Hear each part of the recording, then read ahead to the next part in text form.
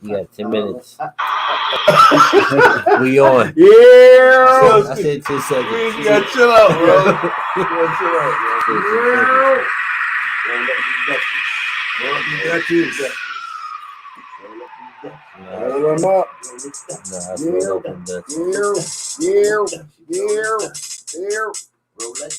Roll it up. Hey.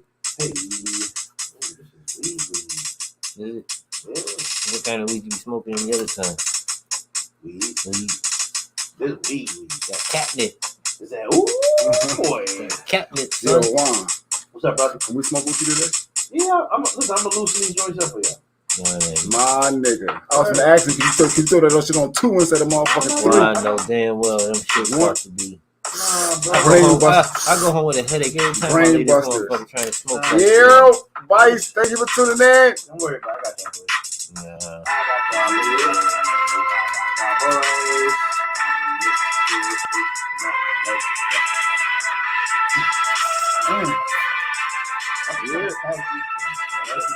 That's a problem right there. No, you can pack it. Just give him a little.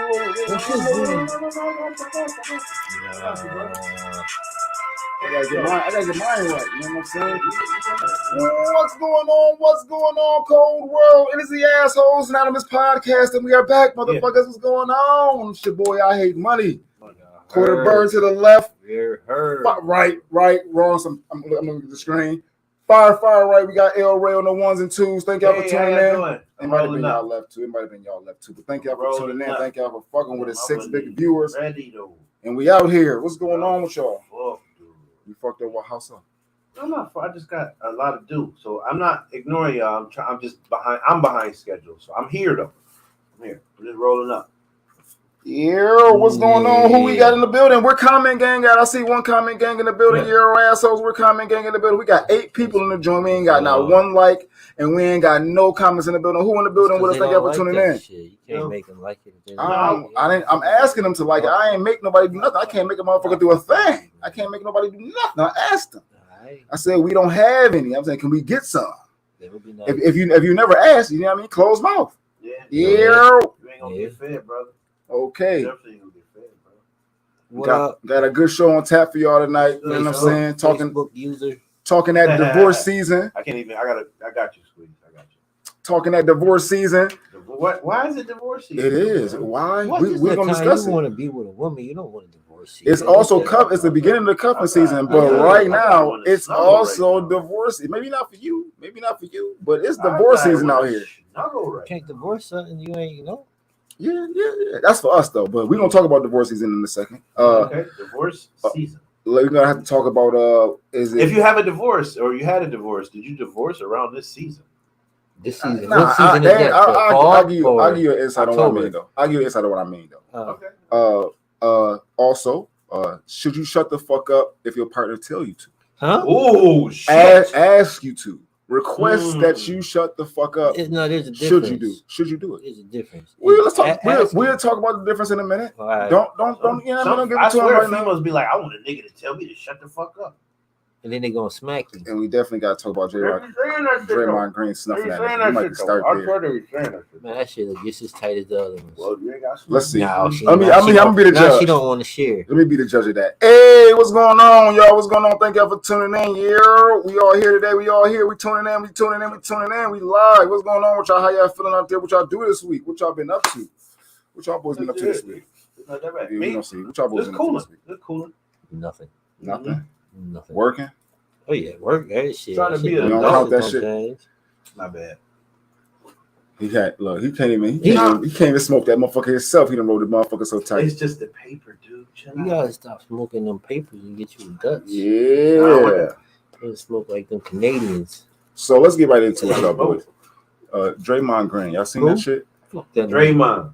Why the fuck Draymond? Because, man, he snuffed that boy. What did he snuff him, or did the nigga say something disrespectful? They said it was a sucker punch. No matter what it was, okay. Nigga, tell that nigga you about to hit him, and then you know. You gonna tell niggas you about to hit him before you hit him? I don't tell niggas about to hit him. I'm not gonna punch a nigga when he ain't looking. I ain't gonna punch you if you hand down. What kind of for shit is verbal, that? for verbal. I'm not gonna hit you for Right. verbal. And we on the same team. Like, yeah, there's nothing you can say to me that's gonna make me sucker punch you. Like, I'm like, I might get mad. You know what I'm saying? Like, nigga, what? But I'm not gonna like wait till you fucking walk off and like smack you. Like, kind of sucking you. Is it anything a motherfucker can say to you to make them punch you though? It's something can somebody say something verbally to you to make you want to? You generally know, as the person saying it, if you're saying something that can get you punched. So I mean, it's to be expected. So you saying Jordan Poole knew he said some shit? No, I'm not saying that. I thought you was asking a question. I'm not talking about their situation. You said, can somebody say something that can get them punched? And I'm telling you, as a person saying that, you know that you're probably gonna get punched when you say that shit. How? No, I don't know. I don't know what you know what I mean, what you may deem as disrespectful. I may say something that's jokingly to me and to you as the most disrespectful thing you've ever heard. Now you got to punch me in my face. You see what I'm saying? You know. Like, if it wasn't like, you know what I'm saying? Like, sometimes our relationship, I'm not gonna. I mean, you I know.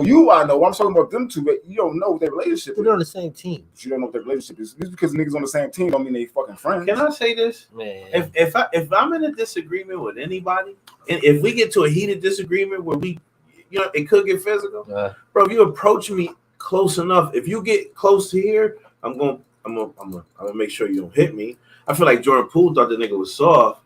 And Draymond got his fit, but when he pushed him, I wasn't gonna push him. I'd try to punch him right then and there. You know what I'm saying? Because I feel like that your space is invaded right there. As soon as he get that close, bro, like that nigga ain't trying to. I think he kind of tall. He got good reach. I don't think he thought he was gonna do that from that. He came with a lunge though. He lunged at him like with a. You know what I mean? He walked up with him like with his shit like he didn't walk up on him aggressively. Is what I'm saying. I get what you're saying. Did you walk up on him aggressively to you? That's kind of what made it a sucker punch. It's not hello, Jessica Bites. It's not like he walked. What's up, Dexter James? It's not like he walked on him from behind, or you know what I'm saying. Just he didn't see him totally. He just was. How you doing? He wasn't in fight mode when he walked up on him. C. Brown was good. What nigga? Like, what nigga? He said it was not. He said it wasn't. C. Brown said it wasn't a sucker punch. What was it? C. Brown said it wasn't. What was it? C. Brown? What up, Bohanna? What's good, baby? If it wasn't a sucker punch, what was it? But I feel like if you get into any argument with somebody nowadays, motherfucker want to shoot you for nothing, for no reason. Yeah. Niggas want to shoot you because you walked on a lawn. You ain't in the NBA though. It's different. It don't matter, bro. It's a grown ass man. You get in this space. I gotta defend myself. Like he should have jawed Draymond before he even got close to that nigga. He didn't give him. He wasn't Draymond. From my perspective, I don't know what was being said. I want to hear what was being said. You don't know Hear what was being said make a difference. Because if I can't hear what was being said, his energy, his demeanor wasn't up in the snuff you, my nigga. Listen, I'm gonna tell you who you watch from body language. Fuck your bitch, you fat motherfucker. That's why you had a single. Single, nigga. Who to watch during the whole fucking thing? You gotta watch the white folks, bro. Watch the white folks. The coach is like when Draymond go this way and then he come back toward the coach is coming back toward the nigga like, nah, I'm about to get in between these niggas. Bro, everybody is standing there not paying that shit no attention. Steph Curry is standing right there. Niggas not like, you know how when niggas getting that altercation, niggas is turning around and like, yo, y'all boys chill, man. Bro, everybody is sitting there ignoring that shit, man. Nah. Right. Everybody is sitting, watch the fucking fake tape. Everybody is sitting there ignoring that shit, my nigga. Because at some point in time, bro, that shit, it go from somewhere to somewhere else. At some point in time. Because you know why? Because the motherfuckers heard the conversation. That's why he felt it was. That's why the coach felt it was a need to. You know what I'm saying? Yeah, because like niggas, they about to fight. Right. That's what I'm saying. So shit, as Poole should have been sitting there like this, nigga. Nah. I mean, I don't think he thought it was gonna happen. Let me say this. I don't think he thought he was gonna punch him. I don't think he thought it was gonna happen. Let me say this. I feel like he did that shit to who he could have done it to. What you mean? He wouldn't have did it to Steph? You think you would have did this stuff? No, he would have got fired. Right. That's like fighting someone that don't fight. You think he would have did it to Clay? Because I don't think Clay no sucker. I think he would have did it to Clay. No, if Clay, I think him and Clay is more brother. You know what I mean? He was on them original. I guess because he a new nigga to the trio. Yeah, I think it was a new nigga. I think a new nigga has. Nigga would have beat him like an African. He definitely would have tried that to the. He'd have beat him like a drum. Banga nigga, whatever the fuck, whatever the fuck his name is. He wouldn't have did that shit to motherfucking Wiseman. No. Nah, hell no, bro. I'm just saying. I feel like he felt like Jordan Poole was soft. You know what I'm saying? And I feel like because he light skinned. Like, and remember when KD was there, and remember how he went at KD on some like you a bitch. Like, remember that shit? Yeah. But he got into it. But he was buddy with KD at the Olympics right before that. But that's Draymond though. It might be Draymond. That's how he go. That nigga, wow. can't be All right, man. you Fuck can't be that punching nigga, your man. teammates. Nah, yeah. I mean, I don't All get the whole situation, but I don't think he should have like punched the nigga. I don't know what he said though. I don't know what he said, but I think Poole should have like been ready for that shit. Like, nah, nigga. Oh man, always keep your head on the swivel. Yeah. Hell yeah, bro. It ain't listen. Damn, everybody that play on the team is from the hood. Never drop your hands. You know what I mean? I ain't dropping my motherfucking hands. Hell on no. you. Fuck that. What's up, James Wallace? As soon as Justin Sanders was good. I want to normalize this. I want to normalize people learning motherfuckers' energy. He said that's like fighting somebody that don't fight. Right. I want to. He said, "What's your mom?" My man C Brown said, "What your mama say when somebody put their hands on you?" He pushed Draymond. So Draymond, I guess, yeah, whatever. Yeah, he did push Draymond first. What's up, Colvin? That's why it wasn't a sucker punch in my opinion too. That's why I guess I get it. Ain't fired back with a hook. Man, fuck all that. Stiff jab. Man, fuck all that. Niggas is fighting at practice. Udoka fucking bitches at practice. He supposed to be doing that, I think. I ain't gonna lie. A dookie white girl. Of all the women, dude, you can't let that come out. Hey, see niggas at practice, all you hear is the cheeks getting clapped. She's a doo-doo white clap, clap, clap, clap. She's a doo-doo white girl, you said? Yeah. You seen her? Yeah, they got a picture up of her. I ain't seen her, she bro. Basic as hell. She jive, well, from what was on the internet, she jive a Mormon. Well, married too.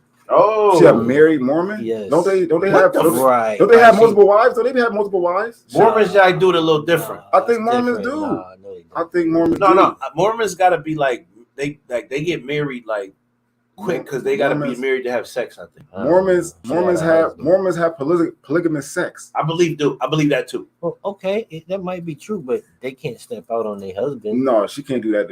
No. Because first of all, she can't fraternize because that nigga can't fraternize. Don't she got the same clause in her shit? Yes. Right. So shit, that bitch, she got to get fired too or suspended. I doubt it. She was fraternizing with that nigga. She's a victim, my nigga. She's a Probably victim. So. How a victim of what?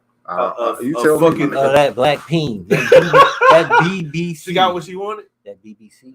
Basic, but still GOAT status. Right. Who said that? Justin Sanders. I wonder what he say. The Mage Poole push him. I wonder what he say that Mage Poole push him. Yeah. Yeah, that's some wild shit. All right, you know what I'm saying? They're probably fighting over some dumb shit. Poole probably fuck the joint. You ain't help us last season, motherfucker. We was in the playoffs. What did you do? What did you do all last playoffs? They needed me. They didn't need you, Draymond. We could have won the championship without you. Nah, Poole told that nigga he hit some joints that Draymond hit. Probably his wife. Yo, chill out, Squeeze. Beat that shit up. Speaking of that, this is an and more. This is an and more part of the segment though. But in the video, you know these new dudes they be doing. They really like yo. He had her on black.com. Yo, I was on Media Takeout, and this shit surprised me. That speaking of the motherfuckers fucking around, I'm looking at the joint, and one of the top stories is Quavo got a diss song out. You know what I'm saying? Basically, not a diss song, but some shit like a song called Messy. Basically, he's hyping, like, you know what I'm saying? Not hyping, but insinuating that fucking Offset fucked Sweetie while they was together. What? I don't even care about that, man. I don't give a fuck. You saw some shit that they said they was interviewing some That's niggas. fire. They was like, yo, the niggas broke up over a bitch. Like, man, I know they ain't break up over no shit. I hope not. The Migos, but that's what I'm saying. Now it's coming to, I mean, granted, it was definitely denied by the, I'm saying, all parties, and I'm saying, yada, yada, yada. But this is, who had that information, though? Who had that information? Have you seen Saudi? She's so beautiful. Yo, Sweetie. She is good looking. I would hit. But, okay, so. But if that's your man, so now you. But if you hit before, you know what I'm saying? It's different. What if you hit Uh-huh. before and ain't nobody know? And then why you ain't telling? Because she might have said, "Don't tell nobody." What the fuck you mean? So you gonna let me wipe a joint that you smacked? I don't know this because she told you not to tell nobody. She said, "Don't tell." I don't know though. You know, cowardry. I don't know. Cowardry. If nobody tell me, do I know? Bro, you just told me. Told you. You backdooring now. You backsliding. You fucking backsliding now, my nigga. You backsliding, my. You backsliding, my nigga. You know, nigga. Don't this nigga why? Don't trust El Ray, y'all. Please don't trust him. He fucking your pretty joint. It's over. No, I'm not. He fucking your pretty. Sweetie is getting bumped. if she for the team, she for the team. That's my thing. I'm not saying Sweetie is for anybody. I don't know what happened between CD. I'm talking about a song that came out between Quavo is insinuating from a song that he put out. You know what I'm saying? She's for the team, though. That's what he said in the song. He said, if you was for the team, shit, why you didn't tell me? Shit, we could have did the team could have been in there. The team love team goals. We love team activities. That's what he said in the song. This is getting crazy. That's fire. I mean, that was tidbit, kind of off topic, really ain't got anything to do with it here now, but I just wanted to bring it out as fire. What you over there doing, man? Let me be, bro. I gotta let you be. Blueface toothless girl is way colder. You need some help. Bluetooth. Just let me be. It's way colder than who? Sweetie? No, she ain't. Who? No, she not. Who? But he said Bluetooth, Blueface, Bluetooth. That should be a name. Their name should be Bluetooth. Blueface toothless girl is way colder than Sweetie. No way in hell. No fucking way. No. Who said that? You one of them niggas who was choosing 6 over Topanga, ain't you? No, who said that though? Who the hell was 6? I think that gotta be. It might be C Brown. He been in here fucking with us. Tell me, you gotta tell me who it was. That's 6 from Blossom. They say Facebook, but I don't know who that was. Oh. 6 from Blossom was over Topanga. Hell no. Fuck no. Niggas be choosing that though. Niggas be saying shit. A fat ass son. You know who was I the know coldest? I know you niggas. Who was the coldest? Remember the chick, the daughter from the joint that Tony Danza was in? Alyssa Milano. No. Yes, that's my crush right here. Yeah, she's still fire. She colder than Zaria? Who?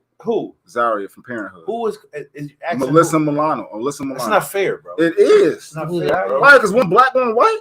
It's not. It's different eras? Yes. No, fuck that. Fair, dude. Fuck that. Fair. So who? Fair, okay. It's not fair. So can I? Can I tell you this though? Can I? Okay. Can I say this? If I had to pick one, don't say them. If I had to pick between Zaria and Alyssa Milano, I'll pick Alyssa Milano. Oh hell no, nigga! You crazy as a motherfucking hell. You know who Alyssa Milano is? I know. What the fuck, nigga? Okay, I'm just making sure, man. I don't know. I didn't even spit the Who's the Boss theme song right now. But that's just my pick, bro. It's nothing against Zaria. You know the game. Your hoe chose me. It's nothing. It's shit. If you had something against Zaria, hoe chose me, nigga. No, Zaria was fire. No, Blueface girl is definitely not colder than no motherfucking Blueface girl fire, bro. She is good looking though. What's her name? I don't know. Parisian Rock. Parisian Rock. Chris Rock. Chris Rock. She'll jaw your ass. You see you niggas playing her, nigga. She funny as hell. She look reckless. She be beating on that nigga. Yeah, she look reckless, and he know how to fight, nigga. So she out here trying to be shoot that hoe, man. Yeah, you might have you seen her on that little Ninja Warrior joint? Yeah. Yo, she the truth. Oh, and she strong? Oh no, you done. She gonna punch not Ninja Warrior. She's on that tag joint where the niggas be running through the obstacle course. That shit was fire. She was definitely moving on that motherfucker. Though I ain't gonna lie, she was moving on that tag. Like Ninja Warrior. Yeah. She probably got some fire. Probably pop that tooth out, go to work. I'm talking about pussy. Yo, I bet you both fired. They was fucking on Twitter, man. Showing her shit. Yo. They definitely was fucking on Twitter. I ain't see that. You seen they ain't show nothing. It was whack, but she definitely was still fucking her. They was fucking her. It was kind of, it wasn't even as good as, it wasn't as good as Cardi B and Offset. Yo, chill, Chuck. Cardi B and Offset was way better. I didn't see theirs. They was way better. He was just hitting it from the back, but you could see, you know what I'm saying? You could see kind of him hitting it from the back. You couldn't even see Blueface and Parisian joint. You couldn't see nothing. You couldn't see nothing. Fuck, I didn't see that. I'm sorry, I ain't in the comments no more. I'm in the comments. Thank you. Yeah, man, get your ass in the comments, nigga. Sorry, what's up, Jessica? All right. What's up, Jessica Ware? Moving right along. Nick, what up, Nick? Nick, what's going on? Thank y'all for tuning in. Thank y'all for tuning in. If y'all here, please hit that heart button, that like button, that subscribe. If y'all want to share the podcast, I think I put the links in the description to the YouTube page so you can go share it to there from there. Bring in whoever. We about to get this talk going. Blue-face toothless girl. That's the funny. Bluetooth. Niggas called the Bluetooth. That's their name from now on too. Dead ass. They name Bluetooth from now on. Ben and Jen. All mistakes go to the good. All mistakes go to the good. They Bluetooth from now on. Moving right along though. Right along. All right. So I ain't trying to keep the lighter. In a relationship. Female, if you are a female. No, this ain't this for everybody. I mean, it could go for different situations. Joke, bro. Keep going. Ignore me. Should you respect when your partner tells you to shut the fuck up? How do y'all feel about that? Oh, females, answer that question, please. Yo, because sometimes y'all be wilding, right? Yeah, I can give examples. Sometimes you like, I'm gonna put the question on the screen. I'm on the situation. Listen, let me tell you this. She's saying some reckless shit that's about to get a shot. Like, wait, shut the fuck up. Like, yo, you wilding. It definitely depends on the situation. Shut the fuck up. That's no. Like, yo, I don't know. It depends on the situation. And it ain't even got to be shut the fuck up. It could be just like, yo, shut up. You know what I mean? And just be quiet. Or just, yo, chill. I think it's levels. Could it be like, yo, shut up, I'm playing the game?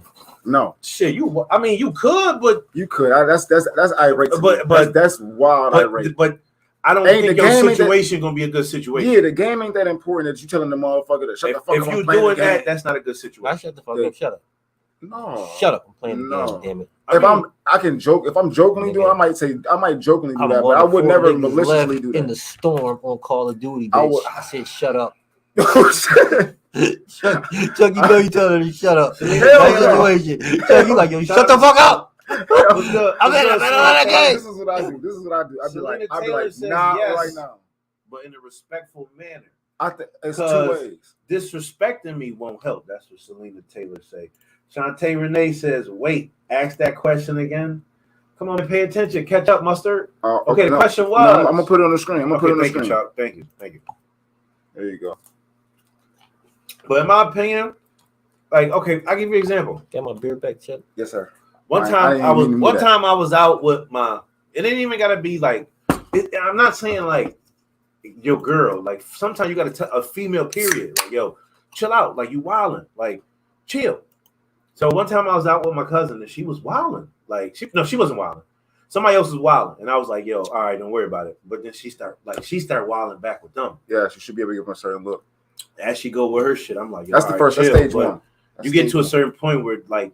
Motherfucker, like you gotta get involved. Like you can't just let a female be riffing. But especially if it's your girl, if she riffing, you gotta be like, yo, chill out.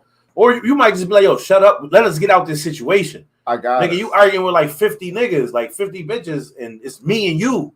Like, let's get out of here. Like, shut up, let's go. Type shit. I get that. Or you might be like, yo. I think it's levels. You try. It depends on what it is, bro. You try. I don't give a fuck, nigga. So what would you say? No. Listen, I think it's levels. No, what do you mean? Thank levels, you for asking me. Niggas don't normally ask me what the fuck I think. So thank you for that. You don't, because nobody gives a fuck, Chuck. Because you're always right. I respect that. No. I respect that. So he's intriguing. This is what I think. Nah, Chuck. That's why I need to know how he says levels to it. No, it ain't. It is. I believe it is. You should never tell your partner to shut the fuck up in those exact words. You can always. Yes, you should. I disagree with that. No, see, well, I mean. All right. Go ahead. What do you say? Talk to because you're gonna give us some content. If you in the middle of a fight, he's like, "Baby, can you please be quiet?" Well, I'm asking you. Let me ask you. Like, bitch, shut up, bitch. C Brown, you gotta give her that. Oh, you talking to her? Yeah. C Brown, you gotta give her that look, like. But what I'm trying to tell you is the look. That Ike shit. The look is stage one. Levels. That's the level. That's one of the levels. So what you saying is hold on. If levels if she keep talking, I hit her with this.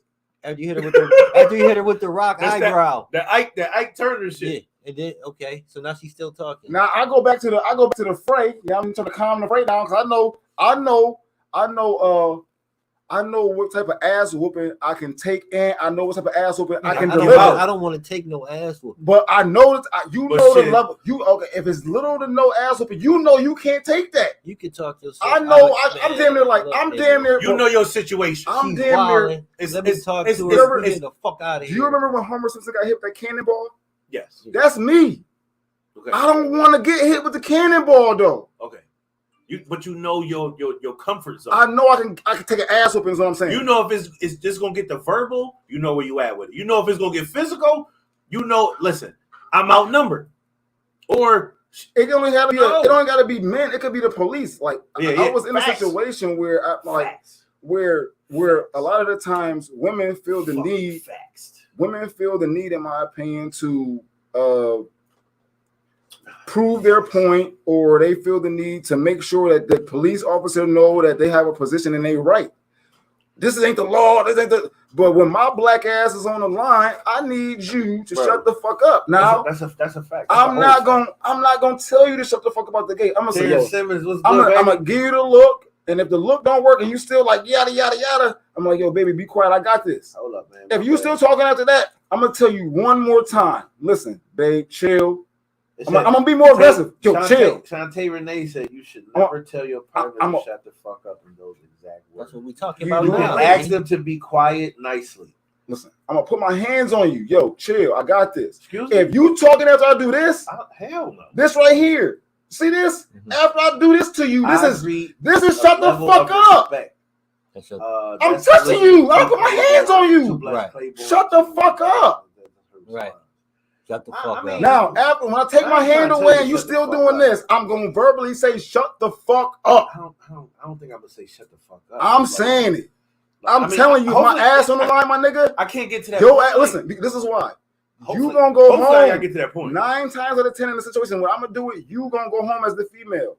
I'm gonna either go to jail or I'm gonna go to the hospital getting fucked up or something, or I'm gonna go home bloody, fucked up. But I feel like women don't be getting their ass beat. Man, you watch World Star, man. They be beating up bitches in niggas now. Not all the time. Shit, nigga, both y'all getting that ass whooping. Did you ever see the joint beat you? Did you ever see the? They gonna beat you some more because you a nigga. Did you ever see the shit at the football field where the black dude was white woman was in a black dude's face and he was just chilling and she just mushed the nigga and then he looked at her, he's in a duffer ass, but he looked at a dude who was sitting there being quiet the whole time. Yo, I'd have looked at him like, yo, man, she did that shit. No, what did he do? He looked at he's gonna hit her, he's gonna hit her. He was like, oh no, your man is right here. Bang, bang, bang, bang. She didn't shut the fuck up, got her ass man, and he was being quiet. Listen, he never told her to shut the fuck up. Right. So my point. He deserved that beating. He didn't tell her to be quiet. Nigga did was respectful. He didn't tell her to be quiet. Bitch, don't be mushing me. He didn't tell her to sit down, yo, chill. None of that. He was sitting there being a fucking docile ass bitch. He let her rock. Well, he might have been like, "Hey, baby." He take that shit at home from her all the time. You could tell. He can't do nothing with her. He can't do nothing with her. He can't say nothing to her. Nothing. He don't hold the power to do it. Hell no. And then what happened? Dude was like, "Oh, I'm gonna punch this bitch in the face." Oh no, that's a woman. This is her dude right here. Bang, bang, bang. Miki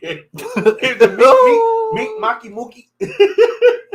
Then when she's trying to save her dude, she's trying to push dude off. Oh, now you didn't engage me, bitch. Now it's your turn. Bang, bitch.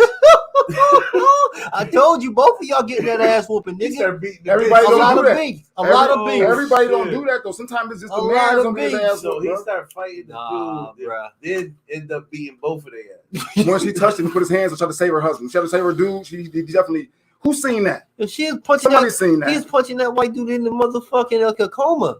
What you mean, nigga? She needed Terrence to be Simmons was going on. It was like at a Steelers game or some shit. Yeah, listen, you seen that shit?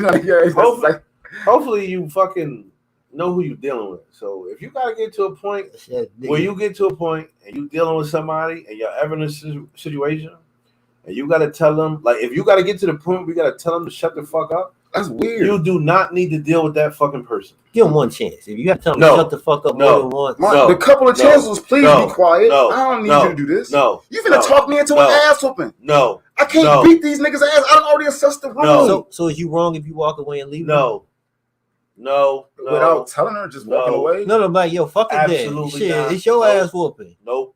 Take that. No. Take that. I think he was wrong for not speaking up for yourself sooner because I think it's a problem that happened. No, if you speaking up for yourself and she continue to go on, is you wrong for walking away and letting her take that ass whooping? No, and she's not gonna take an ass whooping. No, what? I'm not giving nobody no fucking. A lot of the she's still barking. A lot of the times, unless it's a female there to give her the ass whooping. That's what I'm saying. We talking about a group of females, nigga. No, I'm talking about anybody. Female, a group of cops.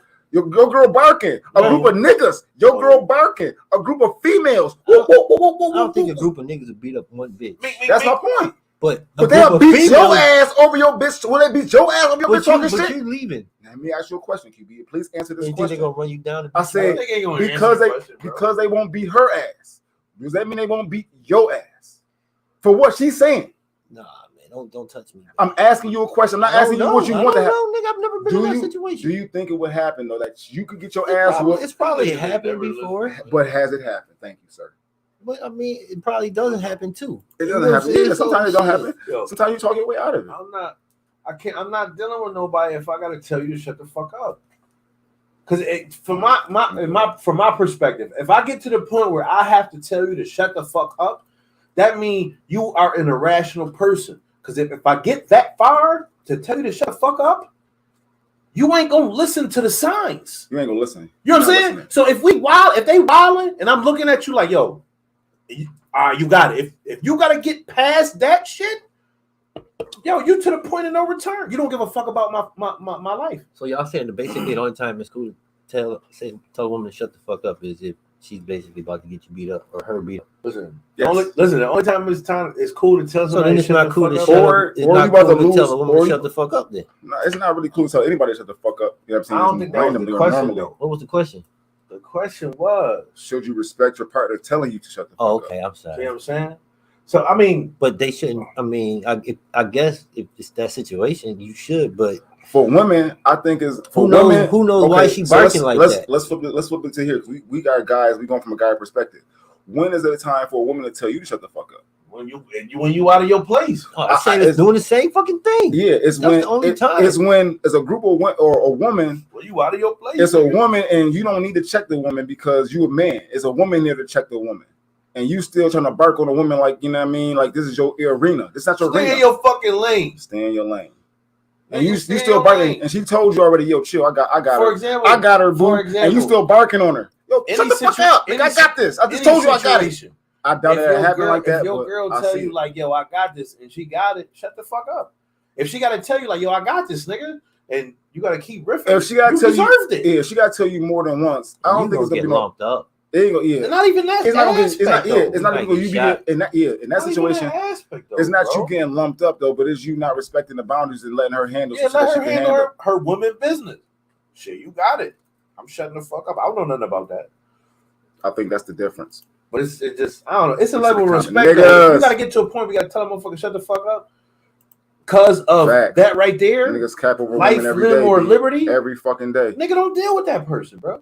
My freedom is way more important than any of that dumb shit. Get him out of here. Get him the fuck on. Nah, man. Fuck all that. Where that lighter at? Let me see that lighter. You got two lighters sitting right in front of you, dude. Oh, this one.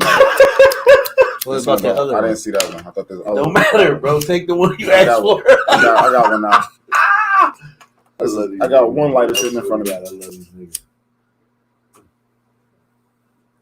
Yeah, though. But man, all right. But I mean, it is what it is, though. In that situation, but you got I've like in my perspective, from my perspective, I'm a nigga that I'm like, I let all that shit get to one point, and then I fucking blow. So I'll be like, I brush a bunch of that shit off. Like it could have been times where I should have told you to shut the fuck up. Or it could have been times where I could have been like, yo, I should have stepped not in, yet. But ain't say nothing. But you get to the point where that shit build up. Boy, and you get to the point where it's like, yo, nigga, I should have been told you to shut. That's the point, but that's your fault as a man. As me. That's me though. You should have been saying something. So as you say, give a motherfucker a chance. I don't really be meaning to, but I will. But if you get to a motherfucker a chance. No, listen. That's why I say if I get to the point, I gotta tell you shut the fuck up. You can't get another chance for me to get to that point. No, at that point, it's time. Like Toast, Terrence Simmons. Thank you for tuning in, baby. Man, what's up? Most of the time, if you tell shout it down, Julio. Toast to you. Shut the you know fuck what I'm saying? Hey. She not gonna listen because she already. No, I'm drinking. I'm drinking. You drinking Julio? That nigga Julio. Drinking S.T.F.U and Henny mixed. Yo, I swear to God, I think Chuck is really real life Dominican. That nigga got a cast iron stomach. My stomach is dry legit though. It's dry fake cast iron. That nigga got the seagulls. It's starting to show its true colors as I get older. That nigga can eat everything. Hey, what's going on? Thank you for tuning in. Hit that like button, hit that subscribe button. Once he gets some Alka-Seltzer in the system, it's a wrap for Chuck. Yeah, buddy. All right, let's move along. I'm about to get back to the comments, y'all. My bad. Let's move along. So y'all all here. I know this is gonna be a big topic today. What's up, Libby Green? Libby Green, thank you for tuning in.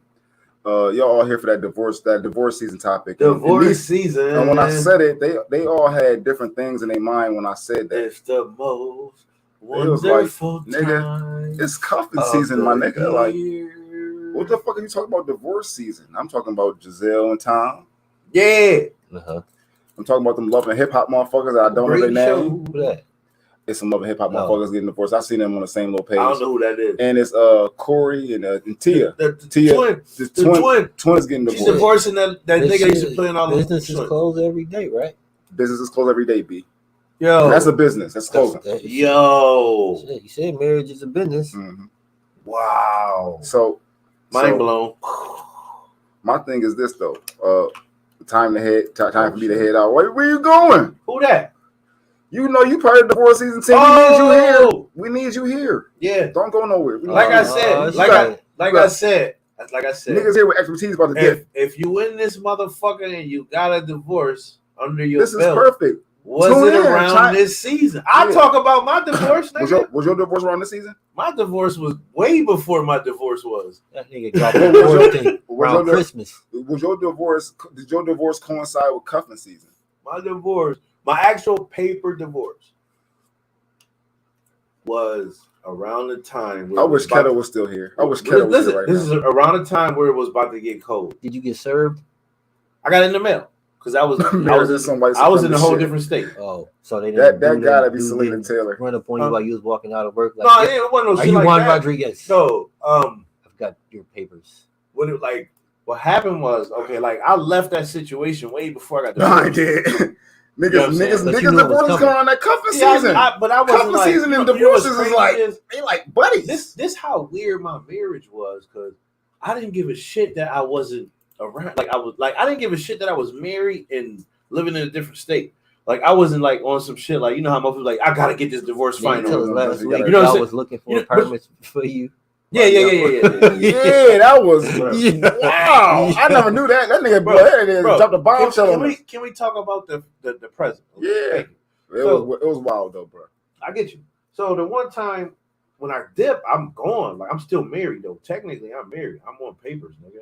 I know this shit sound crazy, like a slave, right? Will you actually move out? I wasn't free yet, boss. Let's clarify that though, because you said I had papers. You said when I dipped, my nigga, like we know what the fuck you talking about. Oh, when you left living with your wife. Yeah, when I left, because I came back here, I was in Jersey. Right, came back here. When I left, in my head, I was divorced. You done. You done. You done. You nigga, I'm about to drive. Listen, I'm about to drive 6 hours to get away from you. Was she mad?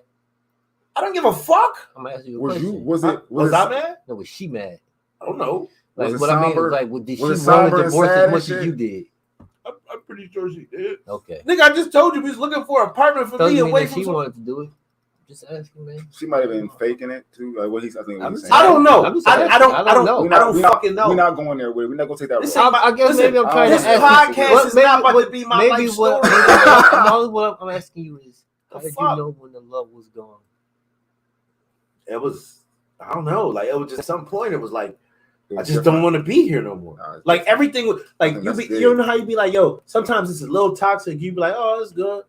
But when that shit be just fucking toxic waste, like the shit that turned the nigga into the Toxic Avengers, the shit that the Turtles got, when it's ooze, when it's that toxic, it's like, yo, I gotta get out of this motherfucker. And this is what I'm gonna say. Okay, and I know we had a situation in a town recently where some domestic shit got in the news, and I don't mean to segue no shit, but some domestic shit got in the news where some domestic violence escalated to where it should have never escalated to, right? Sorry for that. Yeah, sorry. I apologize for even bringing this shit up. But if you get to a point where you can't deal with a motherfucker and you know, like, when you get to a point where it's like, yo, I just can't do this no more. Leave. It doesn't matter where you go.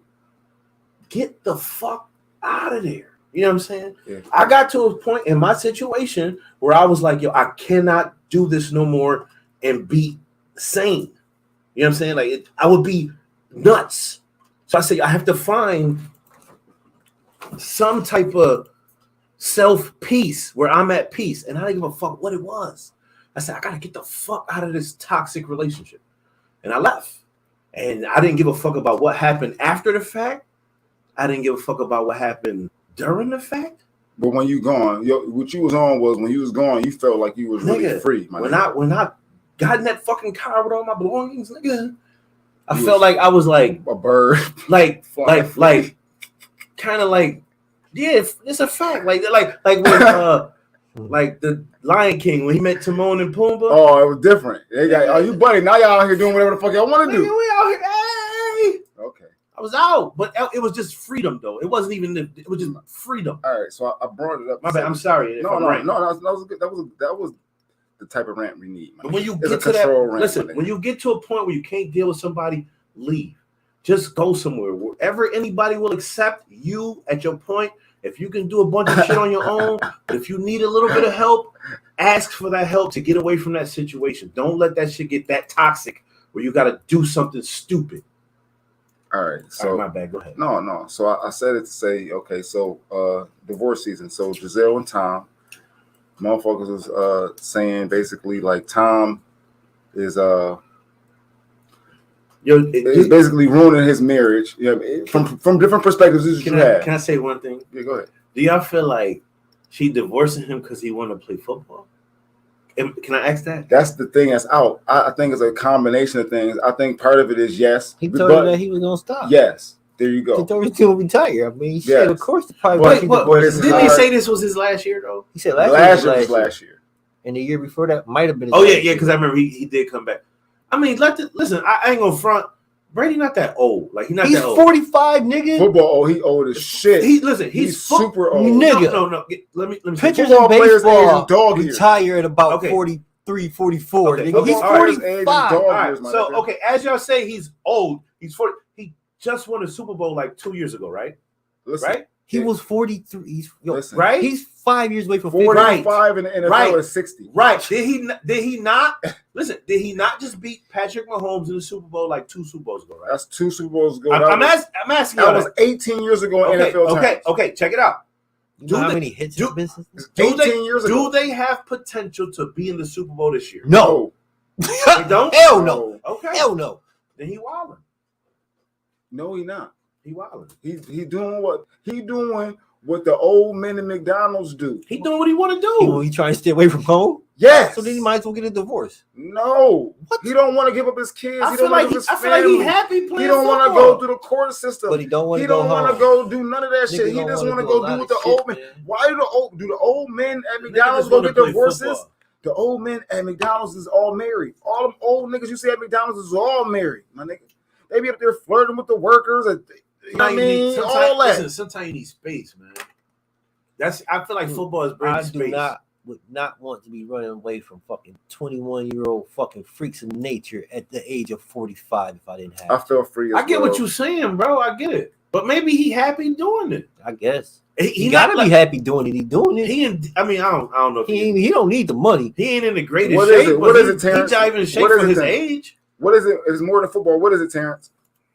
That nigga probably just happy doing that shit, man. Nah, but that nigga be happy. I'm pretty sure if the shit was taking a toll on that nigga. Look at the screen. You can see the comments come up. I'm pretty sure that nigga was like, yo, I can't, like you say, it ain't worth it. You know what I'm saying? Yeah, I'm old as hell. These young niggas chasing me. It ain't worth it. You know what I'm saying? If we talk about it as a business, he ain't get to that point. She might be right. I think their agreement may be up, and he went back on his word, so she's leaving. On his word. I think she meant word. He went back on his word. I don't know, man.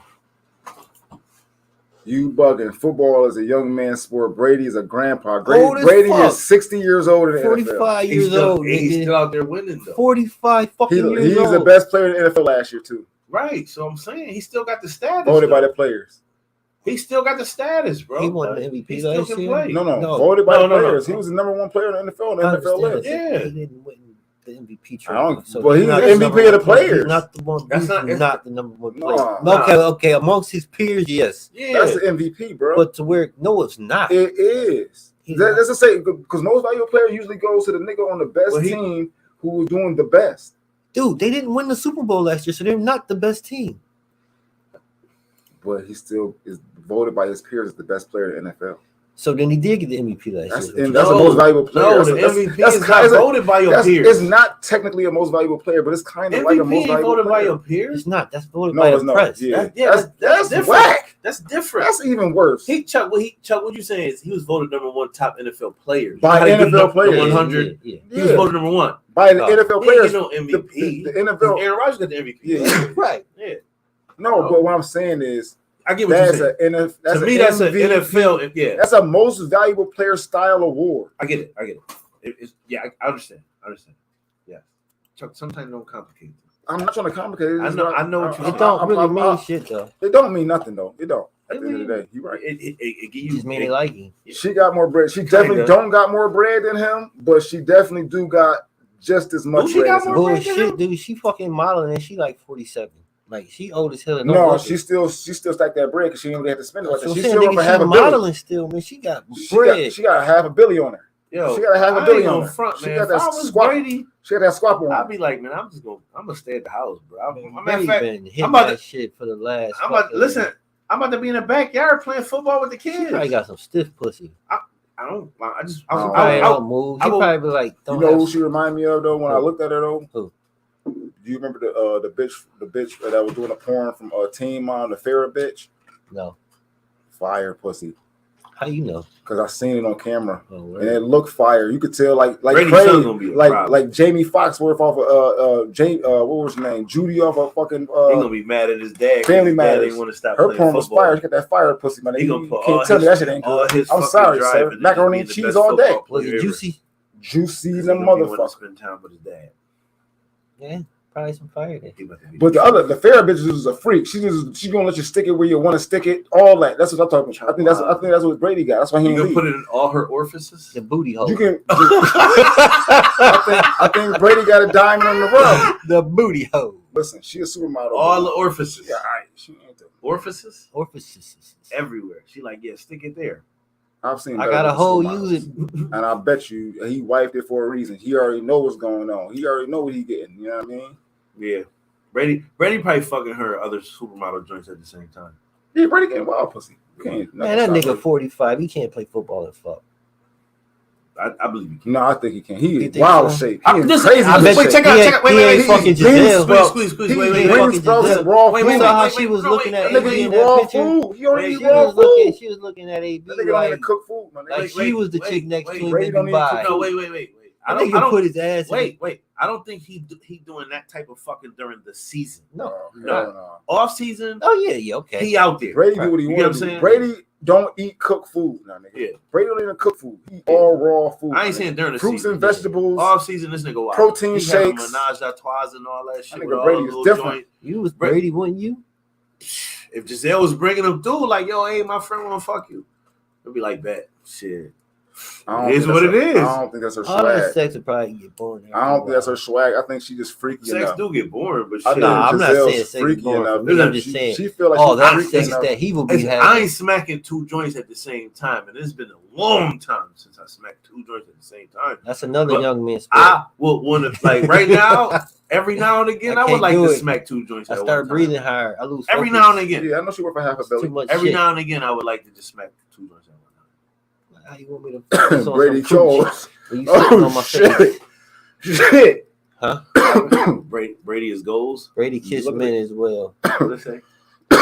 Shit. Brady kissed men. He might, but that might be his thing.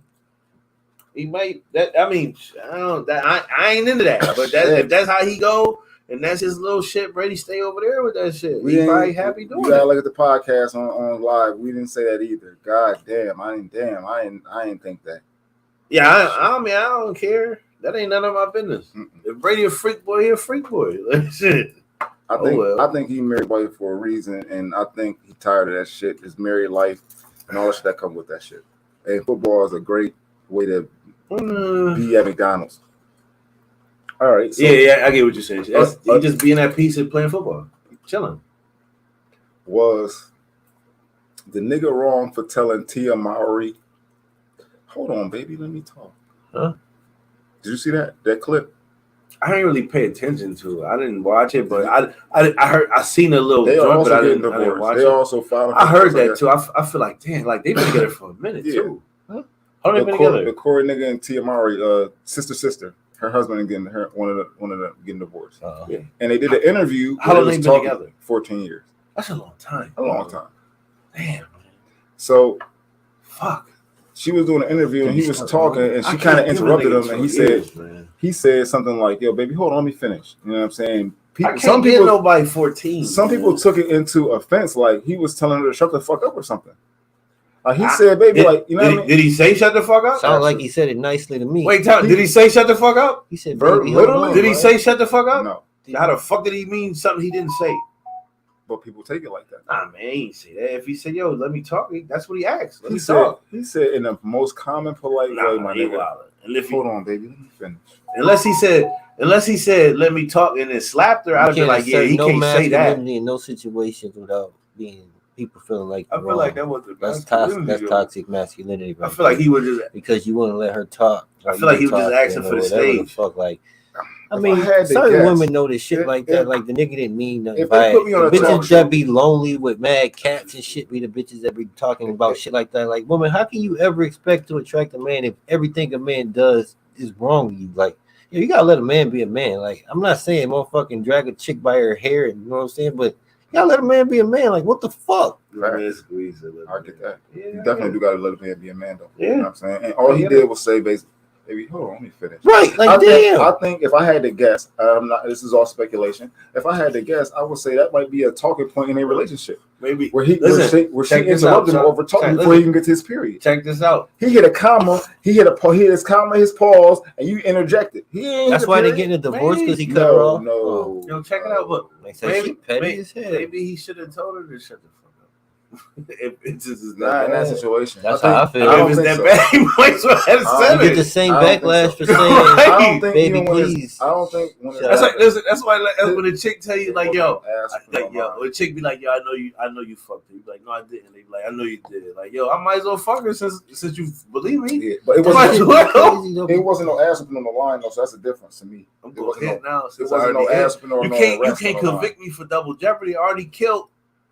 If I kill, after you find out I killed, no, what they don't know about it can get you for real. Nah, bro. If it's a kill, if it's a confirmed kill, right? In your eyes, and you go to trial for it, you get off. That's different. But if you what I'm saying. But if they find out about you did some other shit, they take your ass back. Listen, you don't get what I'm saying. I'm saying when you if a girl tells you like, yo, I know you done fuck this girl, you be like, no, I never fucked that girl.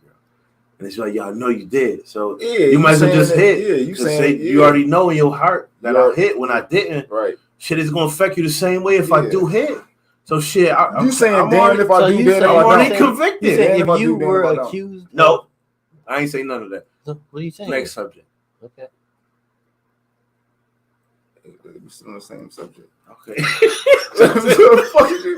Tell me what it is. What the fuck you think he's saying? I kind of he's saying what he's saying is do damned if you do, damned if you don't. So if you're accused, you might as well go ahead and do it. Yeah, you already convicted. You already done did it. What kind of sisters? I mean, I guess I wouldn't. Not. Did you already pay the price for it? You already paid the price. What's the price for cheating? Verbal. Her leaving? It might have been. I don't know. If she left, then hell yeah, you better fuck. It was his scenario. Shit, I gotta go get that pussy now. Shit, bitch left me, bitch. You might as well. I might move her in. Everything you said is true. Now, that happens a lot where motherfuckers, females don't understand their position. Males don't understand their position and they lose. Niggas talk too much. I don't feel like females do too much. I don't feel like he was disrespectful. If he didn't mean it with no malice or nothing like that. No, I think it's a talking point where that's something that they might go through. I don't think that was a issue with their marriage that would cause a divorce. Did she wild out after he said it? No, she just let him. Did she let him talk? Yes. So maybe she respected that. She good with it. Wait. Maybe she respected that he said, "Yo, let me speak real quick." She did. He got his point out, and then she put her point out. She ain't say nothing though, right? She wasn't wild out. She did not wild out whatsoever. Why are we in people business? A bunch of bitter bitches. Why are we in people business? The reason why I bring it up is because I seen a list of motherfuckers like saying like the reason why I bring it up at all is because I seen a list of people just saying like that was mad disrespectful. Check it out. You just you know check it out, like, Chuck. And it wasn't even in our group. I posted it in our group. Our group was more objective. Our group seen it and it was like, you know what I'm saying? I think this, I think that. You know what I'm saying? It wasn't like malicious. It wasn't like, yeah. But on other sites and other groups, I'm looking at the comments and I'm like, the nigga, I'm like, hold on. Let me see what the nigga said again. I just watched it. You know what I mean? Let me go see what he said again. He was like, he said something and then he got to a comma and he was like, she said, yeah, and then I think. He's like, hold on, baby, let me finish. He said this shit like an after school special, like a nigga trying to get at that bitch on the after school special. Hold on, baby, let me finish. He said it like fucking like sweetness off roll bounce would say it. You know what I'm saying? He said it like that, like a smooth, suave motherfucker with his shirt open. Like, hold on, baby, let me finish. I don't know. I feel like, okay, this is from my perspective. So I feel like if they have a issue and they came out with an issue, which I think they issues shouldn't be our issues, right? So listen, I'm saying if they come out talking about their issues, they basically like. Thank you for tuning in. Talking to people about the issues. You ain't late. So if they get to that point where they can discuss issues in front of company, I feel like they're at a safe place. You get what I'm saying? I don't know what the issue is. Ain't nobody gonna air out no dirty laundry if they ain't in a safe place. No, like together. No. Because you know, even if it's a business, both parties gotta agree on that. You get what I'm saying? That don't hold true to Jada and Will though. Because Jada and Will put out table talk. Listen, their contract might be different. We don't know these niggas' contracts. We don't know none of that shit. But what I'm saying is, if nobody if she didn't backlash, like did this nigga had a nerve to disrespect me? Why the fuck do we care? I've seen Will visibly irritated by Jada trying to use him for content. No, I get that. He knew she was trying to use it. She knew they both knew it, and he was like, "Yo, don't do that." But listen, but she respected it to a degree, She kinda respected. But is you gonna go out there and be like and be fighting for fucking Jada rights or Will rights, nigga? Hold the fuck what? They should fight for their own rights. I'm just bringing up that I've seen this situation. Bro, that ain't our business. It's my business if I see a situation. If you put your situation up there for us to see it, I'm not going to tell you what to do. Okay, but I can have an opinion on it. Oh, you definitely can. Because whether I verbalize my opinion or not, you're going to think an opinion. You know what they say about opinions, nigga. Yeah, everybody has. Don't fuck about your opinion. And they're like assholes. Everybody have them, but they all stink. Nigga, I don't care about your opinions. I got opinions too, and I guarantee you don't give a fuck about mine. No. It's an opinion. But do you have them? Everybody got them. Okay, then. So that's my point. You're gonna have an opinion. I can respect that you have an opinion. Verbalizing and throwing your opinion out to the masses is different from actually thinking. I can respect that you have an opinion. You're gonna think it. You ain't ever thought about pushing the motherfucker in the pool as you walk past? Hell yeah. Ever? Never? Yeah. You never thought about slapping a motherfucker who you just didn't like and you don't know why you don't like him? Word. I mean, yeah. You think of that shit. You ain't gotta do it. You ain't gotta act on that I'm just asking you. Is this me? Yeah. I wanted to slap a motherfucker. I'm like, I don't even like him. I don't know why. It's like a past life. He did something to me in another life. It's him. I know him. Piss you off. Yeah, I don't be having no patience, and when I'm in, I haven't had these thoughts in long. I'm reformed. Them long ass lists. I'm reformed. You gotta stop going to. You gotta stop going to. You gotta stop going to the store. I be ready to choke a motherfucker. Like, what the fuck, man? Your niggas come with a list. I need one. They be like, yo. Motherfuckers got like a book, be like, and then they give him this long ass envelope full of numbers back, and they be like, "Oh, I need 2122 Like, yo, bitch, get in the back, get in the back, bitch. You wild, yes. That shit crazy. I hate that. I'm mad at the store though. I'm mad at the store because they don't got another register. Why y'all ain't got a numbers line? Yes, y'all know niggas come right in here and hold the line up, and y'all ain't got numbers line. One fucking employee. No, I don't give a fuck. He's the owner. No, some stores got two registers, and one had a close sign at it, and they taking numbers. You know who good for this? I'm gonna tell you this: 7-Eleven will always have two motherfuckers there. There'll be one motherfucker doing numbers and one motherfucker ringing out all the time, or they both can do both. Right. You know, certain spots you go to, you be like, yo, it's one nigga in here. Right, bro. And it'd be an old motherfucker with a pad. They had this shit. They'd be like, man, motherfuckers doing that shit like, yo. Right. Yo. And then they want to see the write up. Let me see that. 6925. I said 6925. You said $110. It should be 121. Like, nigga, what? Let me see the write up. Let me see the write up. Man, get the fuck out of line, man. Yo, I remember I was at the store. I never go to the store. On Clinton and Eagle. No, I'm sorry, not Clinton Eagle. Clinton and like across the street from fucking Metros. I'm at the store. It's like Clinton Claire. I'm at the store and I'm like, I never go to the store. I go to the store. And it's a dude in there playing his numbers. Like we go and I go get my drink and shit, and we go to the joint. And he like playing his numbers. It's an old school nigga. Leather jacket. It's giant like this type of weather outside. He got his leather jacket on. He got his little shit slicked back in a little ponytail. I swear to God, the nigga looked like he could have been my uncle, but he playing his numbers and shit.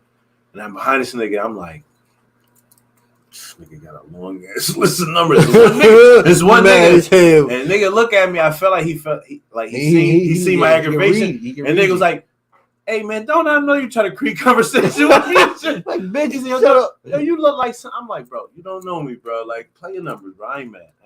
I'd have been fuming. I'm not mad at him though. I ain't mad at him, but I'm mad at the store. Why you gotta play that many numbers, man? Why you got, man? Do that shit first thing in the morning, man. No, don't do that shit in no morning. Niggas want to be there at 7 o'clock. No, they come out 3 times a day, 2 times a day, so they gotta go there morning. But you know what most people do is they play their shits ahead of time. Yeah. Some of the motherfuckers that got the long list. Damn, after the divorces, I got up out of here. Take that shit too. After the long list, some motherfuckers do have I know somebody who play a lot of numbers, right? But they'll play them shits for like 3 days. But that's when you get the motherfuckers with the long list. Because my baby mother be playing numbers. Okay. So she'll play numbers, but she's like, I got to play these numbers. And she'll tell me a couple of times, like, yo, here, take this money. Can you do these? Because I'm going to be out of town or something. And I play the numbers, but it'd be 40 numbers. Bro. Oh, shit. So you get what I'm saying? Yeah. So as knowing I got a long long list like that, yeah, I'm trying to go somewhere like where I know they got 2 registers. Right. Where I don't inconvenience nobody else. Back it up, yeah. So I'm like, well, shit, I know if I go to 7-Eleven, I got to get these joints in because they got 2 people. Or sometimes I think at the tops, sometimes at a customer service they put numbers in for you, right? Yeah. So sometimes you can go to a top somewhere and man, I'm in the area. Let me throw these numbers in. Right. You know what I'm saying? But I feel like some niggas, man, just be like, I gotta get these in, and they get to the gas station where there's one dude in there. He like, and then you sitting there like that's sold out. Yeah. And then he like, give me. Well, what about you? Like, yo, bro, that's sold out too. Let that shit. Let it go. That's the same number, just in a different sequence. You dummy. What the fuck, yo? Man, like, yo, let that shit go. Stupid, man. Just say, all right, give me whatever else is on it. That should be annoying as fuck, dude. Yeah, them niggas is in that motherfucking store. Them niggas is terrible, my nigga. And then imagine right after that, he gotta buy a loaf of bread. Like, nigga, why you? And now you gotta. Then they gotta go do a regular transaction. Nigga, right? We done sat through all this shit, and now you want a Gatorade? Don't forget the scratch off. Nigga, oh my god, I hate niggas like that. Came here and spent half Social Security, man. We scratching off for the next day and a half. If you guys have a person, I don't fuck with you. But that's how you know how lucrative it is because everybody won in. I get it. Of what? The numbers. Yeah, there's mad niggas playing numbers. Yeah, there's a lot of niggas making money off playing numbers. Probably. Bro, listen, imagine. I don't understand that shit. Like, you sit there every night and you imagine if you got a system. A number to come out. Fuck that shit. Check it out, though. You just play check it out. Imagine if you got a system where every 2 weeks you might spend like $5. But every 2 weeks you might get motherfucking $500 off your joints. No, you're gonna spend. Bro, you spend more than that. You're gonna spend them numbers is 50 cents straight, 50 cent box. I'm talking about the motherfuckers that's hitting. I'm just saying the motherfuckers that know what they're doing. I know motherfuckers that pay $40 worth of numbers. How do you know? How can you know what I'm saying? A day. I know some people that play $40 worth of numbers. That's daily. A day. You said $5. You said $5. No, I was just making an example. I'm sorry. Maybe I need to use actual numbers. Okay. I know some people that play $40 a day on numbers. Right. Okay. To me, $40 a day is going to somewhere where, like, if I gotta pay for gas, all right, okay. Like, I'm not spending on some shit that I might hit off. Yeah. But they spending money on that shit, and they know they're gonna get a comeback. It's a stock market type. So this week you may spend $40. You may for example, this week you may spend your normal. Let's just say you spend $280 that week on your vices. Let's say you don't do shit. Let's say you don't smoke, you don't drink. You know what I'm saying? So your $40 for your weed and your liquor is going to an investment where sometimes you might bring back $200, right? Or you might bring back $1,000. Yeah. And it's like it's just an investment, kinda. But it's gambling. That's what it is. That's why it's called number. That's why it's the lotto. Like that's why that's gambling earnings. It's gambling. It's like, yo, as your grandmother or your mother in the joint pulling them joint, it's gambling. That's what it is. The ultimate, but for you motherfuckers out here who play these motherfucking slots, let me talk to you people. Numbers is a hustle. What the fuck is y'all here doing? If you in the slots, if you on the slot, comment right now. Yeah, I play the slots. But if you play numbers and you hit, nigga, you a happy motherfucker. Say no, I don't fuck with the slots. Let me know who in the comments fuck with the slots right now. Because there be times when my mother hit, and my mother be like, I talk to my mom, and she be like, "Woo, Tony, woo. I hit off your birthday," and I be like, "How much you?" She be like, "Oh, I only got like X, Y, Z." Your mom don't know something in her business. Yeah. She be like, she gonna give you some bread. She's not gonna tell you her business. Yeah. But she done hit off the joint and was like happy as fuck. I'm like, damn, how much money you hit off that? Yeah, your mom be out there hitting. Your mom be hitting. Yeah, but niggas got a system, and it's like gambling. You know how you got your system when you go craps and when you go betting to get you some bread. They got a system to get you some bread. But the number, like, remember how Chuck's system worked for the roulette? You know how he go, but it makes sense to him. I mean, I get it. I understand where you're coming from, but I just don't. That's a hard system. No matter how the system works, you still have. It's a risk. It's a risk. Meanwhile, when you bet on like games, it's just gambling though. The way I play roulette is not efficient. It just works for me. Yeah. It's not efficient at all. It's better ways to play roulette than that. It's just how you play. Spend a lot of money on each spin to win. I mean, unless you hit the good one. But I usually come out on top normally. Even if it's a system that worked for you. I just sometimes don't walk away. Did you walk away from that shit positive a lot?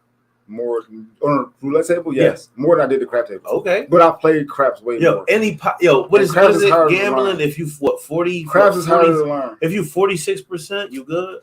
If I can go win $40 at the crap table 100% of the time. It's just about what they say. I guess as your odds and your gambling odds, like 46% is a good. Being realistic. Being realistic. 70% of the time, 70-80% of the time, I can go win $40 at the crap table and leave. But you see what I'm saying? I may not leave when but you walk in there with more money than you came in. Yeah, I may not leave when I get the $40. You see what I'm saying? But making $40 off the crap table was like super duper easy. I'm not a casino person now. I wish I was. Depending on that nigga roll out. It do. But I'm saying, if I got in the hole because you tried to win a quick $40. But if I have $60, I can win 40 almost 70% of the time. If I knew, do I leave with that, or do I'm trying to be greedy and want more and we hit more? I'm gonna. I always 6-8 and the opposite number that they are. You know me. I work my way in there. I do the. If I only have 40, I'm gonna use the. If I'm gonna use a system where he make money field. Off it, become field, and he's showing you the results. He like, bro, I'm doing the same shit, like nigga. Like I got people that do certain shit when you be gambling, you be like, nigga, I hit these niggas for $200, like just betting XYZ. I'm like, how you do that? He says, I just bet this and bet that. No, QB is. But if I said it in one day and would just text you every day, like, yo, what's your bets? You know what I'm saying? And I feel like if I hit as much as you hit, I would be happy. You get what I'm saying? So if his system worked for you, like, show me the way. It's like betting on the actual matter, you know what I'm saying? Like these motherfuckers are actually playing the sport. Like when you're dealing with cards and dice, that's probability. Yeah, but you know how to gamble, right? Yeah. I mean, but you can't take the same approach with it. No, you can't at all. Sports is more. I'm not a gambler. I'm not trying to gamble. Right. Sports is more defining the numbers than like craps is. Like you can look at a team and say that these niggas is passing for this many yards a game. If they got 10 yards under plus 300, nigga, that's a win. Right. You know what I'm saying? Just because of the fact that, bro. But that's gambling. But you're more likely to hit that bet than you would a great craps table bet. I'm not a gambler. That's what I'm saying. You're playing numbers gambling or no? Huh? Playing numbers is gambling. He said that. All that shit is gambling. Oh. Anytime you put money on the line and you risk not getting it back, that's gambling. Shit, paying your bills is gambling. So you only a gambler when your baby mom give you the money to go play them numbers. So Clay, say it again. So you only a gambler when your baby mom give you the money to go play. No, that's not gambling. That's gambling. That's gambling. That's gambling. She's gambling. You're not really gambling. No, I'm not gambling. I'm just gambling when you go like Ashley Larry. It's like I ain't gambling when you Ashley Larry. That's not my money. Take that same money she gave you to go gamble on numbers, and you go to the base game with her money. No. That's really gambling. That's not my money. If a nigga say, "Yo, put these $40 worth of numbers in for me," that ain't my money. No, I'm just doing you a favor. Yeah. And you're not gambling. Even if you hit. I don't get no winnings. You not gambling, they are. But if you take their money and go gamble with it, That's gambling with your life. That's gambling. My nigga Ashley Larry took his money. She was like, yeah, that's why she came down and was like, nigga, you went out here gambling, and I bet I beat the money out my purse. Nigga. That was totally the money out her purse. Nigga, he gave over his life. He would have dealt with one of them joints. They'd have clapped him. Some of them chicks would have slapped, would have shot him. Yeah, chicks in Chicago shooting niggas. What? And Minnesota. Chicks and guns. Nigga, you went in my purse. Lucky you ain't find Peggy Sue. Here, take 2. Pop, pop.